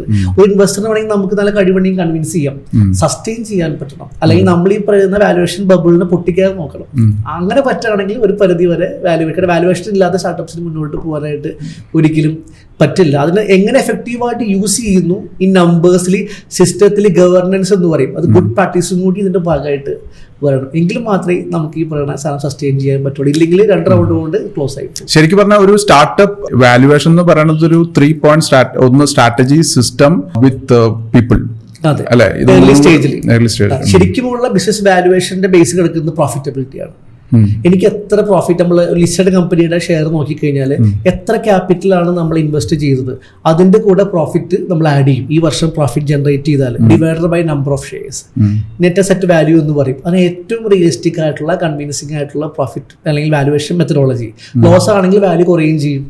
സ്റ്റാർട്ടപ്പിൽ പ്രോഫിറ്റബിലിറ്റി എന്ന് പറയുന്നത് ലോങ് ടൈം ആയിട്ടുള്ള ഒരു വിഷനാണ്. മേ ബി 3 year ആയിരിക്കാം, 5 year ആയിരിക്കാം, 7 year ആയിരിക്കാം. അവിടെ നമ്മൾ യൂസ് ചെയ്ത ഒരു പോയിന്റ് ടേൺ ഓവർ ബേസിൽ നമ്മൾ വാല്യൂ ചെയ്യും. എത്ര ടേൺ ഓവർ നമ്മൾ ഉണ്ടാക്കുന്നു, ആ ഗ്രോത്തിന്റെ പോയിന്റ് ഓഫ് വ്യൂലി അതിനൊരു 3 to 5x മൾട്ടിപ്പിൾ വരെ നമ്മൾ യൂസ് ചെയ്യാറുണ്ട്. അപ്പോൾ പിന്നെ പോസിറ്റീവ് ക്യാഷ് ഫ്ലോ, പ്രോഫിറ്റബിലിറ്റി അല്ല എബിഡ എന്ന് പറയുന്ന ഒരു പോയിന്റ് ഉണ്ട്, അതിന്റെ മൾട്ടിപ്പിൾ നമ്മൾ യൂസ് ചെയ്യും. അൾട്ടിമേറ്റ്ലി ഇതൊക്കെ യൂസ് ചെയ്യാനൊക്കെ ഒരു നെഗോസിയേഷൻ മീഡിയം മാത്രമാണ് വാല്യുവേഷൻ ഏർലി സ്റ്റേജിൽ. ഏത് സ്റ്റാർട്ടപ്പ് ആണെങ്കിലും ഈ സസ്റ്റെയിൻ ചെയ്യണമെങ്കിൽ പ്രോഫിറ്റബിലിറ്റിയിലേക്ക് എത്തിയിരിക്കണം, അല്ലെങ്കിൽ സസ്റ്റൈനബിലിറ്റി അല്ലെങ്കിൽ ഇൻഡിപെൻഡന്റ് ആയിട്ടുള്ള ക്യാഷ് ഡ്രിവൺ ബിസിനസ് ആയിട്ട് ഇത് മാറിയാൽ മാത്രമേ നമുക്ക് ലോങ് ടൈം ആയിട്ട് കാര്യമുള്ളൂ. പല ആളുകളുടെയും വിഷൻ എന്ന് പറയുന്നത് അക്വിസിഷൻ മാത്രമാണ്. അവിടെ മിക്കവരും ചെയ്യുന്നത് വാല്യുവേഷൻ ഗെയിൻ വെച്ചുകൊണ്ട് ടേൺ ഓവറിനെ കൂട്ടി കാണിക്കാം. നാളെ വലിയൊരു കമ്പനീനെ കൊണ്ട് നമ്മൾ അക്യൂർ ചെയ്യുക എന്ന് പറയുന്നത് ഒരു ഗെയിം കൂടെ നടക്കുന്നുണ്ട്. അതിനെ മോശമെന്ന് പറയുന്നില്ല, പക്ഷെ അതും ഒരു ടാക്ടിക്സ് തന്നെയാണ്. അൾട്ടിമേറ്റ്ലി ഒരു ഓൺടർപ്രണർഷിപ്പ് എന്ന് പറയുന്ന ഫീൽഡിൽ ഒരു സസ്റ്റൈനബിൾ ആയിട്ടുള്ള ബിസിനസ് മോഡൽ ഉണ്ടാവണമെങ്കിൽ പ്രോഫിറ്റ്, ക്യാഷ് ഫ്ലോ അല്ലെങ്കിൽ പോസിറ്റീവ് ക്യാഷ് ഫ്ലോ നിർബന്ധമായിട്ടും അതിൽ വന്നാലാണ് സസ്റ്റെയിൻ ചെയ്യാനായിട്ട് പറ്റുള്ളൂ. പലപ്പോഴും ഇപ്പോൾ നമ്മളുടെ പല സ്റ്റാർട്ടപ്പുകളും ലിസ്റ്റഡ് സ്റ്റാർട്ടപ്സ് പോലും റവന്യൂ ലോസ് ആണ് കൂടുതൽ അവരുടെ ആനുവൽ സ്റ്റേറ്റ്മെന്റ്സിൽ വരുന്നത്. ബുക്ക് മൈ ഷോ ആണെന്ന് തോന്നുന്നു എനിക്ക് ഏറ്റവും കൂടുതൽ പ്രോഫിറ്റബിലിറ്റി ഇന്ത്യയിലുള്ള ഒരു സ്റ്റാർട്ടപ്പ് അല്ലേ. അപ്പൊ അതെങ്ങനെയാണ് ഇപ്പോൾ 1000 കോടി നഷ്ടം, ഇപ്പോൾ ഫ്ലിപ്കാർട്ട് 7,000 crores നഷ്ടം, എങ്ങനെയാണ് അതൊരു മീൻസ് അവരത് പറയുമ്പോൾ എന്താണ് അവരുടെ ഒരു മൈൻഡ് സെറ്റ്? അവര് മാർക്കറ്റിൽ കാണുന്ന പുതിയ സ്റ്റാർട്ടപ്സ് അത് എങ്ങനെ എടുക്കുമെന്നാണ് എക്സ്പെക്ട് ചെയ്യുന്നത്? എന്തായിരിക്കും ഇൻവെസ്റ്റേഴ്സിന്റെ മൈൻഡിലുള്ള ഒരു game? Still they are raising fund. Yes. അതായത് നോർമൽ ലിസ്റ്റ് ചെയ്യാനായിട്ട് പ്രസന്റ് ഇയർലി പ്രോഫിറ്റ് വേണമെന്നില്ല. നമ്മുടെ ഫ്യൂച്ചറിസ്റ്റിക് ആയിട്ടുള്ള ഒരു പ്രൊജക്ഷന്റെ പുറത്തും ഗ്രോത്തിന്റെ പുറത്തും നമുക്ക് ലിസ്റ്റിംഗിലേക്ക് ചെയ്യാം. അൾട്ടിമേറ്റ്ലി ഈ കണ്ടിന്യൂസ് ലോസ് മേക്കിംഗ് സ്റ്റാർട്ടപ്സ് എന്ന് പറയുന്നത് നെഗറ്റീവ് തന്നെയാണ്. കാരണം നമ്മൾ ഇട്ട പൈസ അവിടെ ലോസ് ആയിക്കൊണ്ടിരിക്കും. പ്രോഫിറ്റ് ജനറേറ്റ് ചെയ്യും തോറും നമ്മുടെ പൈസ കൂടിക്കൊണ്ടിരിക്കും, ലോസ് ആവും തോറും പൈസ പോയിക്കൊണ്ടിരിക്കും. അപ്പൊ അൾട്ടിമേറ്റ്ലി ഈ പറയുന്ന വാല്യുവേഷൻ ബബിൾ ബ്രേക്ക് ചെയ്യുന്നതാണെങ്കിലും ഈ ലിസ്റ്റഡ് സ്റ്റോക്ക് മാർക്കറ്റിൽ ലിസ്റ്റിംഗ് ചെയ്യുന്ന കമ്പനീസ് അണ്ടർ പെർഫോം ചെയ്യുന്നതാണെങ്കിലും ഒരു പരിധി വരെ എക്കോസിസ്റ്റം നെഗറ്റീവ് തന്നെയാണ്. അൾട്ടിമേറ്റ്ലി ചില കമ്പനീസ് അത് സെർട്ടൈൻ ആയിട്ട് പോസിറ്റീവായിട്ട് വരുന്നുണ്ട്. അപ്പോൾ ഗ്രാജുവലി എല്ലാവരും ഫോക്കസ് ചെയ്യുന്നുണ്ട്. കാരണം ഈ ലിസ്റ്റിംഗ് എന്ന് പറയുന്നത് ചില പോയിന്റ് ലാസ്റ്റ് സൊല്യൂഷൻ കൂടിയാണ്. അതായത് ഒരു പ്രൊഫഷണൽ VCക്ക് എക്സിറ്റ് ചെയ്യണമെന്നുണ്ടെങ്കിൽ ലിസ്റ്റ് ചെയ്യണം. പുള്ളിക്ക് എക്സിറ്റ് ചെയ്ത് പോകാനായിട്ടുള്ള ഒരു പ്ലാറ്റ്ഫോം കൂടിയാണ് ലിസ്റ്റിംഗ്. അവിടെ ഈ VC സെറ്റിൽ ചെയ്ത് കഴിയുമ്പോൾ ഉണ്ടാകുന്ന ഹ്യൂജ് ലോസും കൂടി നമ്മുടെ ഇതിനെ ഇമ്പാക്ട് വരുന്നുണ്ട്. അൾട്ടിമേറ്റ്ലി നെഗറ്റീവ് തന്നെയാണ് ഈ പറയുന്ന ലോസ് മേക്കിംഗ് സ്റ്റാർട്ടപ്സും അതേപോലെ തന്നെ ബബിൾ ബ്രേക്ക് ചെയ്യുന്നത്. അതിന് പോസിറ്റീവായിട്ട് മാറുന്ന അവസ്ഥയിലേക്ക് ഗ്രാജുവലി ഇത് ഗ്രോ ചെയ്യണം. അവിടെ customer acquisition, retention, profitability definite ആയിട്ടും അതില്ലാത്തൊരു ബിസിനസ് ഇല്ല. പലപ്പോഴും ആൾക്കാർ വാല്യുവേഷൻ എന്നുള്ള ബബിളിന്റെ പിന്നാലെയാണ് ആദ്യം ഒന്ന് ഉണ്ടാക്കാം, ഇങ്ങനെയാക്കാം, പിന്നെ വിൽക്കാം, ആ ഒരു പാറ്റേണിലാണ്. അതെ. ഇതിൽ നമ്മൾ ആദ്യം റെക്കമെൻഡ് ചെയ്യുന്നത് ഓൺ ഫണ്ടിൽ നിന്ന് സ്റ്റാർട്ട് ചെയ്യുമ്പോൾ കുറെ കൂടി നമ്മൾ സ്ലോ ആയിരിക്കും, കെയർഫുൾ ആയിരിക്കും. അപ്പൊ എപ്പോഴും നമ്മുടെ MVP ആണെങ്കിലും ഒരു ബേസ് ലെവലിൽ ബൂട്ട് സ്ട്രാപ്പ് ചെയ്യുന്നതിന്റെ ബ്യൂട്ടി ഭയങ്കര തന്നെയാണ്. നമ്മൾ കഷ്ടപ്പെട്ടുണ്ടാക്കുന്ന പൈസയിൽ നിന്ന്, ഹാർഡ് ഏൺഡ് മണിയിൽ നിന്ന് ഇൻവെസ്റ്റ് ചെയ്ത് തുടങ്ങി ഒരു സിസ്റ്റം ഉണ്ടാക്കിയിട്ട് ഇൻവെസ്റ്ററെ കൊണ്ടുവരുമ്പോൾ കുറെ കൂടി കോൺഫിഡൻസ് ഉണ്ട്. പക്ഷെ ചില കേസുകളിൽ ഒരു വളരെ യൂണീക്ക് ആയിട്ടുള്ള റിസർച്ച് സെൻട്രിക് ആയിട്ടുള്ള ബിസിനസ്സിൽ ഒരുപാട് പൈസ ആദ്യം തന്നെ വേണ്ടി വരും. അതൊഴികെയുള്ള എല്ലാ ബിസിനസ്സിലും നമ്മൾ റെക്കമെൻഡ് ചെയ്യുക സ്റ്റാർട്ട് വിത്ത് ബൂട്ട് സ്ട്രാപ്പിംഗ് ആണ്. അത് ഗ്രാജുവലി എത്തിയതിനു ശേഷം നമുക്ക് ഇൻവെസ്റ്റ്മെന്റ് സ്വീകരിക്കലാണ് നല്ലൊരു ഐഡിയ. പ്ലസ് ഗ്രാൻസും ഇതിൻ്റെയൊക്കെ ഒരു മിക്സ് ആണ്, ഒരു ലീവറേജ് ഓഫ് ഫണ്ടിങ് ആണ് നമ്മൾ യൂസ് ചെയ്യേണ്ടത്. ഒരു കാര്യം കൂടി നമ്മൾ ആഡ് ചെയ്യാൻ വിട്ടു, വെഞ്ചർ ഡെറ്റ് എന്ന് പറയുന്ന ഒരു സെഗ്മെന്റും കൂടിയുണ്ട്. അതായത് റവന്യൂ മേക്കിംഗ് ബിസിനസ്സുകൾ, ട്രാക്കുള്ള ബിസിനസ്സുകൾ, സ്റ്റാർട്ടപ്പുകൾക്കാണെങ്കിലും ഒരുപാട് ഇൻവെസ്റ്റ്മെന്റ് ബാങ്കിങ് സർവീസുകൾ ഇന്ത്യയിലും വെളിയിലും ഉണ്ട്. ഇക്വിറ്റി ഡൈലൂഷന് പകരം നമുക്ക് 6 മുതൽ 10% വരെ കൊളാറ്ററൽ ഫ്രീ ആയിട്ട് ലോൺസ് തരുന്ന കൊളാറ്ററൽസ് തരുന്ന ഇൻസ്റ്റിറ്റ്യൂഷൻസ് നമുക്ക് അവൈലബിൾ ആണ്. ഒരു റീപേയ്മെന്റ് കപ്പാസിറ്റി ഉള്ള സ്റ്റാർട്ടപ്പുകൾക്ക് നെക്സ്റ്റ് റൗണ്ട് ഫണ്ടിങ്ങിന് മുമ്പ് ഡെറ്റ് ആണ് കുറെ കൂടി നല്ലത്. ഇക്വിറ്റി ഓൾവേസ് കോസ്റ്റ്ലി എന്നാണ് പറയാ. അപ്പൊ കൺട്രോളിലാണെങ്കിലും പല കാര്യങ്ങളിലാണെങ്കിലും. അപ്പോൾ ഡെറ്റ് എങ്ങനെ യൂസ് ചെയ്യണു, ഗ്രാൻസ് എങ്ങനെ യൂസ് ചെയ്യണു, ഇക്വിറ്റി എങ്ങനെ മാനേജ് ചെയ്യണു, ഇതിൻ്റെയൊക്കെ ഒരു സ്ട്രക്ചറിങ്ങിന്റെ ഒരു എഫേർട്ടും കൂടി വളരെയധികം നമുക്ക് ആവശ്യമാണ്. എങ്കിലാണ് നമ്മൾ ലോങ് ടൈം വിഷനിലേക്ക് നമുക്ക് ഈസി ആയിട്ട് പോകാൻ പറ്റുള്ളൂ. അൾട്ടിമേറ്റ്ലി നമ്മുടെ ഫൈനാൻഷ്യൽ മാനേജ്മെന്റ്, കൺട്രോൾസ് എല്ലാം ഇതിൽ നമുക്ക്. പക്ഷേ ഇവർക്കും ഈ പറഞ്ഞ കുറച്ച് നാളത്തെ ഓപ്പറേറ്റ് ചെയ്ത ഫിനാൻഷ്യൽസ് ആവശ്യം വരില്ലേ ഡെറ്റിലേക്ക് പോകണമെങ്കിൽ 2 to 3 ഇയർ എങ്കിലും ട്രാക്ക് ബിസിനസ്സിന് മാത്രമേ ഡെറ്റിലേക്ക് പോകാനായിട്ട് പറ്റുള്ളൂ. ഒരു ഹൈ എൻഡ് ഡെറ്റിലേക്ക് ചെറിയ രീതിയിലുള്ള കാര്യങ്ങൾ നമുക്ക് ഒന്നും ആവില്ല, ബാങ്ക് ലോൺസ് ഒന്നും. ഇത് കുറേ കൂടി എന്താ പറയുക സ്റ്റാർട്ടപ്സിന് മാത്രം കിട്ടുന്ന ഒരു ഫെസിലിറ്റിയാണ്.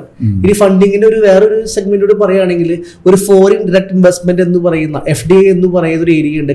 ഇന്ത്യയിൽ തന്നെ ഏറ്റവും കൂടുതൽ ഭൂമി ചെയ്യുന്നത് ഈ സെഗ്മെന്റ് ആണ്.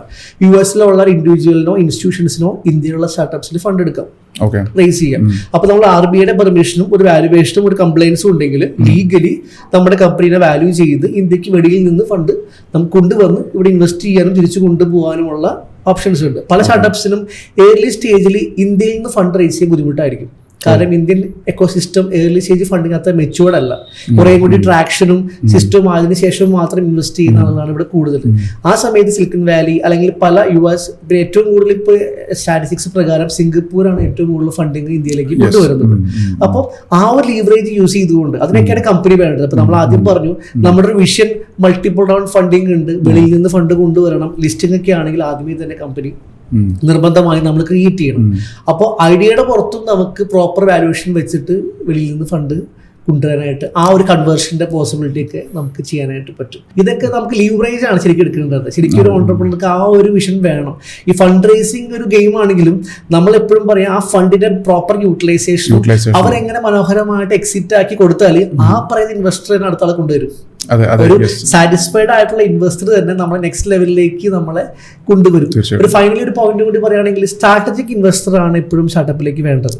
അതായത് ഫണ്ട് മാത്രം പോരാ, അദ്ദേഹത്തിന്റെ കണക്ട്സ്, റെഫറൻസ്, ഐഡിയാസ്, ആ കാര്യങ്ങളും കൂടി വരുന്ന ഒരു പോയിന്റ് കൂടി വരുമ്പോഴാണ് ഈ പറയുന്ന സ്റ്റാർട്ടപ്പ് ഫണ്ടിങ്ങിന്റെ ബ്യൂട്ടി വരുന്നത്. കാരണം ഈ ഇടയ്ക്ക് നമ്മുടെ ഒരു സ്റ്റാർട്ടപ്സിൽ ബോട്ടിന്റെ ഫൗണ്ടർ അമൻ ഗുപ്തയാണ് ഫണ്ട് ചെയ്തത്. അദ്ദേഹം ചെറിയൊരു ഫണ്ടിങ് ആണ് ചെയ്തത്. അവർ ഷാർക്ക് ടാങ്കിലെ വിന്നർ ആയിരുന്നു. അപ്പോൾ ഒരു ആള് സൈലന്റ്ലി ഇവരെ വാച്ച് ചെയ്യായിരുന്നു. ടേൺ ഓവർ ഒരു 2 CR ഉള്ളപ്പോഴാണ് അദ്ദേഹം ഫണ്ട് ചെയ്തത്. ഒരു 4 CR ആയപ്പോൾ പുള്ളി എന്നെ വിളിച്ചു പറഞ്ഞിട്ട് വേറെ ഇൻവെസ്റ്റർ കണക്ട് ചെയ്തിട്ട് അടുത്ത റൗണ്ട് ഫണ്ടിങ് നടന്നുകൊണ്ടിരിക്കുകയാണ്. അപ്പോൾ അങ്ങനെയുള്ള സ്ട്രാറ്റജിക് ഇൻവെസ്റ്റേഴ്സിനെയാണ് സ്റ്റാർട്ടപ്സിലേക്ക് നമുക്ക് വേണ്ടത്. ആ ഒരു കണക്ട്സ് യൂസ് ചെയ്യുക, മാർക്കറ്റ് ഡെവലപ്പ് ചെയ്യുക, ടീം ഡെവലപ്പ് ചെയ്യുക, പ്ലസ് നെക്സ്റ്റ് റൗണ്ട് ഫണ്ടിങ്ങിലേക്ക് ഒരു ഗൈഡൻസ് കിട്ടുകയാണെങ്കിൽ കുറേ കൂടി സ്മൂത്ത് ആയിരിക്കും ഈ ഒരു പ്രോസസ്സ്. ഇനി നമുക്ക് അടുത്ത 2 പ്രധാനപ്പെട്ട ചോദ്യങ്ങൾ എന്ന് പറയുന്നത് ഹൗ ടു ഫൈൻഡ് ഇൻവെസ്റ്റേഴ്സ് എന്നുള്ളതും. ഇൻവെസ്റ്ററെ ഷാർക്ക് ടാങ്ക് ഒരു വലിയ സെലിബ്രേറ്റഡ് ഇവന്റ് ആണ്. പക്ഷെ ഷാർക്ക് ടാങ്കിന്റെ ചെറിയ ചെറിയ ക്ലസ്റ്റർ എല്ലാ നാട്ടിലും ചെറിയ ചെറിയ ഇവന്റുകൾ നടക്കുന്നുണ്ട്. ഇൻവെസ്റ്ററെ കണ്ടെത്താം, ഇൻവെസ്റ്ററുടെ അടുത്ത് പിച്ച് ചെയ്യാം എന്ന് പറഞ്ഞിട്ട് അങ്ങനെയുള്ള ഇവന്റ്സ് എസ്പെഷ്യലി ഐഡിയേഷൻ സ്റ്റേജിൽ നിൽക്കുന്ന ഒരു സ്റ്റാർട്ടപ്പിന് സേഫ് ആണോ? ഈ 2 കാര്യങ്ങളെ കുറിച്ചാണ് നമുക്ക് ഇനി അടുത്തത് ഡിസ്കസ് ചെയ്യാനുള്ളത്. First, how to find an investor. ഇൻവെസ്റ്ററെ കിട്ടുക എന്നുള്ള ഏറ്റവും ബുദ്ധിമുട്ടുള്ള ഒരു കാര്യം തന്നെയാണ് ടെക്നിക്കലി സ്പീക്കിംഗ്. അതും ഏർലി സ്റ്റേജ് ഫണ്ടിങ്ങിൽ. ഇപ്പൊ നമ്മൾ ആദ്യം പറഞ്ഞു ഫാമിലി, ഫ്രണ്ട്സ്, ഫൂൾസ്. നമ്മളെ ഇനീഷ്യലി മനസ്സിലാക്കുന്ന നമ്മുടെ ഫാമിലിയും ഫ്രണ്ട്സും മാത്രമാണ് ഏർലി സ്റ്റേജിൽ ഫണ്ട് കിട്ടാൻ നമുക്ക് ഈസി ആയിട്ടുള്ള ഒരു മെത്തഡോളജി. പക്ഷേ ചില സെർട്ടൈൻ സെഗ്മെന്റിൽ നമുക്ക് കിട്ടാനും പോസിബിലിറ്റീസ് ഉണ്ട്. അതിന് ഈ ഇവന്റുകളെ എങ്ങനെ എഫക്റ്റീവായിട്ട് യൂസ് ചെയ്യാം. ഒരുപാട് ബിസിനസ് കോൺക്ലേവ്സും നെറ്റ്വർക്കിംഗ് ഇവന്റ്സും ഫണ്ടിങ് ഇവന്റ്സും പല സ്ഥലത്തും നടക്കുന്നുണ്ട്. കേരളത്തിലാണെങ്കിൽ ഹഡിൽ ഗ്ലോബൽ എന്ന് പറയുന്ന ഇവന്റ്, ബാംഗ്ലൂർ ഒരുപാട് ഇവന്റ്സ് നടക്കുന്നുണ്ട്, മുംബൈയിൽ നടക്കുന്നുണ്ട്. അപ്പോൾ പല നെറ്റ്വർക്കിംഗ് ഇവന്റ്സിലൂടെയാണ് നമ്മൾ പല ഇൻവെസ്റ്റ്മെന്റ് ആൾക്കാരെയും പരിചയപ്പെടാം. ഒരുപാട് ഏഞ്ചൽ നെറ്റ്വർക്കുകളുണ്ട്, VCs ഉണ്ട്, പ്രൊഫഷണൽ പ്ലാറ്റ്ഫോംസ് ഉണ്ട്. ഇവരുടെയൊക്കെ റെപ്രസെൻറ്റേറ്റീവ്സ് ആണ് പലപ്പോഴും ഇവിടെ വന്നു പോവുക. അപ്പൊ നമ്മൾ ഒരു പ്രാവശ്യം കണ്ടുകൊണ്ട് മാത്രം ഒരിക്കലും ഒരു റിലേഷൻഷിപ്പ് ബിൽഡ് ചെയ്യില്ല. ഇവരെല്ലാവരെയും അവരുടെ പോയിന്റിൽ പോയി കണ്ട് ഒരു പേഴ്സണൽ റിലേഷൻഷിപ്പ് ബിൽഡ് ചെയ്ത് മൾട്ടിപ്പിൾ പിച്ചിങ് നടത്തിയതിന് ശേഷം മാത്രമാണ് നമുക്കൊരു ഡീലൊക്കെ ക്ലോസ് ആയി വരുള്ളൂ. അപ്പോൾ ഓരോ ഇൻവെസ്റ്റർക്കും ഓരോ സെക്ടർ സ്പെസിഫിക് ആയിരിക്കും. ചിലവർ ഏർലി സ്റ്റേജിൽ മാത്രം ഇൻവെസ്റ്റ് ചെയ്യുന്നവരുണ്ട്, ചിലവർ സസ്റ്റൈനബിലിറ്റിയിൽ മാത്രം ഇൻവെസ്റ്റ് ചെയ്യുന്നവരുണ്ട്, ചിലർ ടെക്കിൽ മാത്രം ഇൻവെസ്റ്റ് ചെയ്യുന്നവരുണ്ട്, ചിലവർ പ്രൊഡക്റ്റിൽ മാത്രം ഇൻവെസ്റ്റ് ചെയ്യുന്നവരുണ്ട്. ഇവരുടെ സെക്ടർ മനസ്സിലാക്കി ഇവരെ പറ്റി പഠിച്ച് നമ്മൾ അവരിലേക്ക് പിച്ച് ചെയ്യണം. പിന്നെ വേറൊരു നെഗറ്റീവ് സൈഡ് എന്ന് പറയുന്നത് നമ്മുടെ ഐഡിയയെ ലൂട്ട് ചെയ്യാനായിട്ട് ഒരുപാട് പേരുണ്ട്. ഇപ്പൊ നമ്മളിതിൽ പറയുന്ന ഒരു point non disclosure agreement NDA എന്ന് പറയുന്ന ഡോക്യുമെന്റ് നമുക്ക് എക്സിക്യൂട്ട് ചെയ്യാൻ പറ്റും. പലപ്പോഴും നമ്മുടെ ക്രക്സ് ആയിട്ടുള്ള USP എല്ലാവരുടെ അടുത്തും പറയാതിരിക്കാം. വളരെ ചുരുക്കം പേരിലേക്ക് മാത്രം ഈ പറയുന്ന ഐഡിയ കൊണ്ടുപോയി പിച്ച് ചെയ്യുക എന്നുള്ളതാണ്. ഏർലി സ്റ്റേജ് ഫണ്ടിങ് കേരളത്തിൽ വളരെ ബുദ്ധിമുട്ടാണ് പ്രാക്ടിക്കലി സ്പീക്കിംഗ്. ഇപ്പോൾ ടെക് ബേസ്ഡ് ആണെങ്കിൽ ബാംഗ്ലൂരു അല്ലെങ്കിൽ പൂനെ പോലെ സിറ്റീസിൽ നമുക്ക് ഈ പറയുന്ന ഫണ്ടിങ് പോസിബിൾ ആണ്.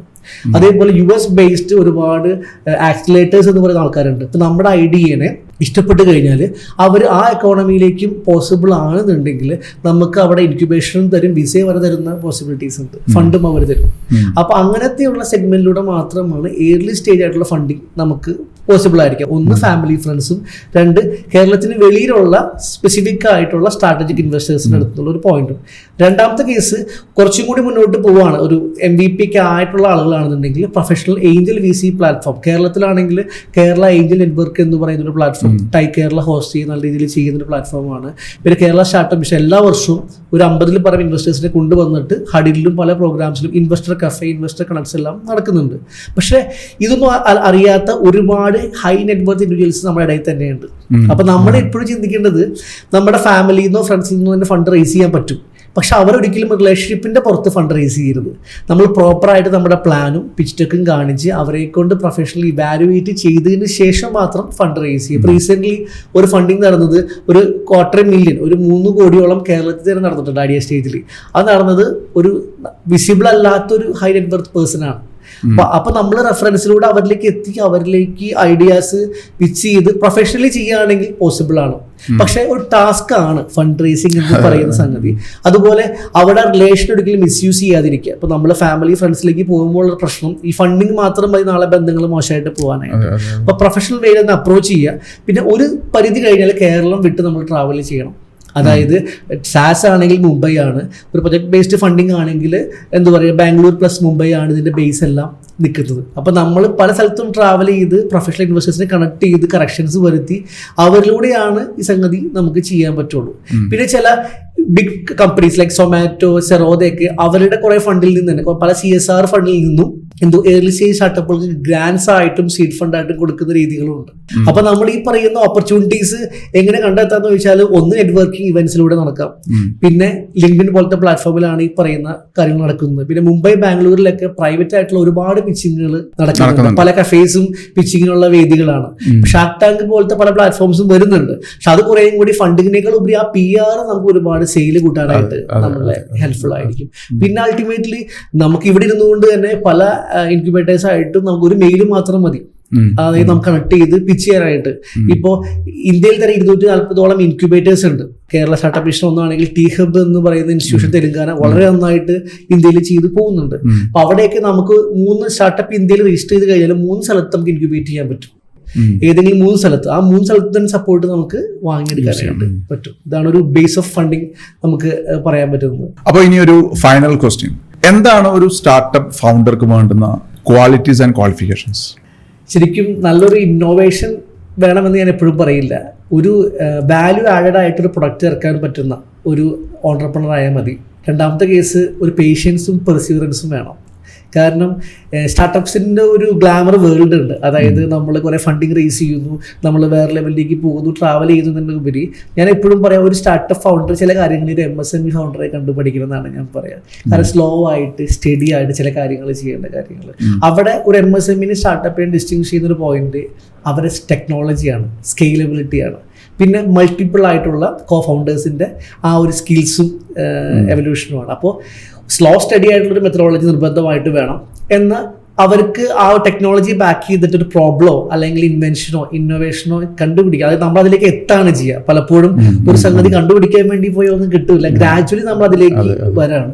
പിന്നെ നല്ലൊരു മാർക്കറ്റ് റിസർച്ച് ഡെഫിനറ്റ് ആയിട്ട് വേണം. നോർമൽ MSMEസിനേക്കാൾ കൂടുതൽ ഒരു വേൾഡ് വൈഡ് സിനാരിയോ എവിടെ നമുക്ക് ഇതിനെ പൊസിഷൻ ചെയ്യാം എന്ന് പറഞ്ഞാൽ കറക്റ്റായിട്ടുള്ളൊരു മാർക്കറ്റ് സ്റ്റഡി ഇല്ലാതെ ഒരിക്കലും ഒരു സ്റ്റാർട്ടപ്പ് ഫൗണ്ടർക്ക് ഒരു നെക്സ്റ്റ് ലെവലിലേക്ക് എത്താൻ പറ്റില്ല. പിന്നെ ടീം ഇല്ലാതെ സ്കെയിൽ ചെയ്യാൻ പറ്റില്ല. Tech is common, definitely tech. ഇത്രയും കാര്യങ്ങളാണ് ഇതിൽ വേണ്ടത്. പിന്നെ വേണമെങ്കിൽ പറയാം ഒരു ഫൈനാൻഷ്യൽ ഡിസിപ്ലിൻ, അത് വളരെ നിർബന്ധമാണ്. അത് ഒപ്റ്റിമമായിട്ട് എങ്ങനെ യൂസ് ചെയ്യാമെന്നും എഫക്റ്റീവായിട്ട് എങ്ങനെ പ്ലാൻ ചെയ്യാമെന്നുള്ള ഒരു ക്ലാരിറ്റിയും കൂടി അതിലുണ്ടെങ്കിൽ ഡെഫിനറ്റ്ലി ഒരു സ്റ്റാർട്ടപ്പ് ഫൗണ്ടർക്ക് നെക്സ്റ്റ് ലെവലിലേക്ക് എത്താൻ പറ്റും. എപ്പോഴും ഒരു ഇൻവെസ്റ്റ് ചെയ്യുന്നതിന് മുന്നേ ഫൗണ്ടറിനെ നോക്കിയിട്ടാണ് തീരുമാനമെടുക്കുന്നത് അല്ലേ? പലപ്പോഴും ബിസിനസ് പ്ലാനിലുപരി ആ വ്യക്തി ആര്, എത്രത്തോളം ട്രസ്റ്റബിൾ ആണ്, എത്രത്തോളം വൈബ്രന്റ് ആണ് എന്നുള്ള കാര്യങ്ങളും കൂടെ. പിന്നെ ക്ലാരിറ്റിയാണ്. അപ്പൊ അവർക്ക് ആ ബിസിനസിനോടുള്ള ക്ലാരിറ്റി, എന്തോരം ക്ലാരിറ്റി ഉണ്ട്, എന്തോരം വിഷണറിയാണ്, പിന്നെ പുള്ളി പറയുന്നതും ചെയ്യുന്നതുമായിട്ടുള്ള കാര്യങ്ങളുണ്ട്. ഡെഫിനറ്റ് ആയിട്ടും അതൊരു വാല്യുവേറ്റ് ചെയ്യും. നമ്മളിപ്പോ ചിലപ്പോൾ ഈ ഇടയ്ക്ക് ഒരു ഫണ്ടിങ് നടന്ന് 3 പ്രാവശ്യം നോ പറഞ്ഞ ആളാണ് 4ാമത് അതിൽ ഇൻവെസ്റ്റ് ചെയ്തത്. അപ്പൊ അവരെന്തോരം പെർസീവറൻസ് ഉണ്ട്, എന്തോ അതിലേക്ക് കറക്ഷൻസ് വരുന്നുണ്ട്. പിന്നെ നമ്മൾ എപ്പോഴും തിരുത്താനുള്ള ഒരു മനസ്സും കൂടി നമുക്ക് വേണം. ചില സമയത്ത് ചില ഫൗണ്ടേഴ്സിന് ഹൈ ഈഗോ ഉള്ള ആൾക്കാരായിരിക്കും. എല്ലാവരും ഈഗോ എല്ലാവർക്കും ഉണ്ട്. നമ്മൾ IIM ആണ്, IIT ആണ്. പക്ഷെ അതിന്റെ ഒരു പ്രൊഡക്റ്റ് സൈഡ് ഗംഭീരമായിരിക്കും, പക്ഷെ മാർക്കറ്റിംഗ് സൈഡിൽ ചിലപ്പോൾ പ്രശ്നം ഉണ്ടായിരിക്കും. അപ്പൊ നമ്മൾ ആ ഒരു കാര്യങ്ങളെ തിരുത്താൻ നമുക്ക് പറ്റിയാൽ വളരെ ഹെൽപ്ഫുൾ ആണ്. എപ്പോഴും നമ്മൾ ബി ദ ഫസ്റ്റ് പേഴ്സൺ എന്നൊക്കെ പറയും. ചില ഐഡിയാസ് ആദ്യമേ തന്നെ ലോഞ്ച് ചെയ്യാൻ പറ്റിയ അത് അഡ്വാൻറ്റേജ് നമുക്ക് കിട്ടും. അപ്പൊ അതിലേക്ക് ഫസ്റ്റ് മൂവർ അഡ്വാൻറ്റേജ് കൂടി നമുക്ക് ഇതിൽ ആവശ്യമാണ്. കാരണം ഏറ്റവും കൂടുതൽ കോപ്പി ചെയ്യുന്ന സെഗ്മെന്റും കൂടിയാണ് ഈ സ്റ്റാർട്ടപ്സിൽ വരുന്നത്. So this is the base. എനിക്ക് തോന്നുന്നു അത് നമുക്ക് ഇതുവരെ സ്റ്റാർട്ടപ്പിന് വേണ്ടുന്ന ഒരുപാട് കാര്യങ്ങൾ കവർ ചെയ്യാൻ പറ്റി. അഗൈൻ ടൈം ലിമിറ്റേഷൻ ആണ്. എന്നാലും ഇതിനെക്കുറിച്ച് കൂടുതൽ അറിയാൻ ഒരാൾക്ക് താല്പര്യമുണ്ടെങ്കിൽ എങ്ങനെ മനുവിനെ കോൺടാക്ട് ചെയ്യാൻ പറ്റും, എന്താണ് GHC ഗ്രോത്ത് ലാബിന്റെ സർവീസസ്, ഇതും കൂടെ ഒന്ന് എക്സ്പ്ലെയിൻ ചെയ്തിട്ട് we can wind up. Sure. നമ്മുടെ വെബ്സൈറ്റ് തന്നെ വിസിറ്റ് ചെയ്താൽ മാത്രം മതി. www.ghcgrowthlab.com കയറിയാൽ ഓൾമോസ്റ്റ് എല്ലാ അതിൽ സർവീസുകളും ഉണ്ട്. കോറായിട്ട് നമ്മൾ ചെയ്യുന്നത് ഐഡിയ വാലിഡേഷൻ ആണ്. ഒരു ഐഡിയ ഉണ്ടെങ്കിൽ അതിൻ്റെ ഫൈനാൻഷ്യൽ വയബിലിറ്റി നമ്മൾ സപ്പോർട്ട് ചെയ്ത് കൊടുക്കും, സ്ട്രക്ചറിങ്ങിലേക്ക് ഹെൽപ്പ് ചെയ്യും, അതിൻ്റെ അൾട്ടിമേറ്റ് ഗൈഡൻസ്, പിന്നെ ഫണ്ടിങ്ങിലേക്കാണ്. ഒരു ഫണ്ട് എടുക്കേണ്ട സമയമുണ്ട്, ആ സമയത്ത് ഫണ്ട് എടുക്കാൻ പാടുള്ളൂ. ചിലപ്പോൾ അതേപോലെ തന്നെ ഏത് ഫണ്ട് എടുക്കണം, എങ്ങനെ ഇൻവെസ്റ്ററെ കൺവിൻസ് ചെയ്യണം, എന്ത് എക്സിറ്റ് ഡിഫൈൻ ചെയ്യണം, ഈ പറയുന്ന ഒരു കാര്യങ്ങളാണ് ഞങ്ങൾ സ്പെഷ്യലൈസ് ചെയ്യുന്നത്. അതുപോലെ തന്നെ ട്രാൻസാക്ഷൻസ് എന്ന് പറയും. ഒരാൾ നിങ്ങളുടെ ബിസിനസ് ഇഷ്ടപ്പെട്ടു, ഫണ്ട് ചെയ്യാൻ റെഡിയാണ്, പക്ഷേ എന്ത് സ്റ്റേക്ക് കൊടുക്കണം, എങ്ങനെ കൺട്രോൾസ് കൊടുക്കണം, ബോർഡിലേക്ക് കൊണ്ടുവരണോ അതോ ഇൻവെസ്റ്ററായിട്ട് മാത്രം മതിയോ, എന്തൊക്കെ കാര്യങ്ങൾ നെഗോഷിയേറ്റ് ചെയ്യണം, ഒരു ഡീൽ അഡ്വൈസറി എന്ന് പറയും. ഈ ഒരു പോയിന്റും കൂടി ചേരുന്ന സ്പെഷ്യലൈസ്ഡ് ആയിട്ടുള്ള കുറച്ച് നീഷ് സെഗ്മെന്റ് ആണ് ഞങ്ങൾ ചെയ്യുന്നത്. എല്ലാം പ്ലാറ്റ്ഫോം ബേസ്ഡ് ആണ്. അതിലൂടെ തന്നെ അപ്പോയിന്റ്മെന്റ്സ് എടുക്കാം, കൺസൾട്ട് ചെയ്യാം, കൊച്ചിയിൽ വന്ന് കാണാം, ഓൺലൈനിൽ ഇരിക്കാം. ഈ ഒരു ലെവലിലാണ് നമ്മൾ ചെറിയ രീതിയിൽ കാര്യങ്ങൾ മുന്നോട്ട് പോയിക്കൊണ്ടിരിക്കുന്നത്. അപ്പൊ നിങ്ങൾ എക്സ്ക്ലൂസീവ്ലി സ്റ്റാർട്ടപ്സിനെ ഫണ്ടിങ് എലിജിബിൾ ആക്കി മാറ്റുക, വേണമെങ്കിൽ ആ പ്രോസസ്സിലേക്ക് പിച്ച് ചെയ്ത് കൊടുക്കുക എന്നുള്ളതാണ് സ്പെഷ്യലൈസ് ചെയ്യുന്നത്. So thanks for connecting Manu. ഈ ഒരു ഗ്രോത്ത് ടോക്സിൽ വരാൻ കാണിച്ച എല്ലാ ഇതിനും നന്ദി. ഇപ്പം എന്തായാലും ഇത് നിങ്ങൾക്ക് വളരെയധികം യൂസ്ഫുൾ ആയിട്ടാണ് വിചാരിക്കുന്നത്. നിങ്ങളൊരു സ്റ്റാർട്ടപ്പ് ഫൗണ്ടർ ആണെങ്കിൽ നിങ്ങൾ എങ്ങനെ തിങ്ക് ചെയ്യണം, എങ്ങനെ ബിൽഡ് ചെയ്യണം, എങ്ങനെ ഗ്രോ ചെയ്യണം എന്നൊക്കെ മനു ഇവിടെ എക്സ്പ്ലെയിൻ ചെയ്ത് തന്നിട്ടുണ്ട്. ഇനി ഇതിനെക്കുറിച്ച് കൂടുതൽ അറിയണമെന്നുണ്ടെങ്കിൽ മനുവിൻ്റെ കോൺടാക്ട് ഡീറ്റെയിൽസും വെബ്സൈറ്റും ഈ വീഡിയോന് താഴെ കൊടുക്കുന്നുണ്ട്. You can connect with them. And once again, ഒരുപാട് പൊട്ടൻഷ്യൽ ഉള്ള നാടാണ് കേരളം. നമുക്കെല്ലാം ഒരുപാട് അത്യാവശ്യം നല്ല ഇന്റേണൽ ടെക്നിക്കൽ കാപ്പബിലിറ്റി ഉള്ള ഒരു ബിൽട്ടാണ് നമ്മളുടെ mind and body. So we can achieve heights, and again global market is ready to invest, right? Find the right people, connect with them, network, and build your business. See you in the next session. Till then, bye bye, take care.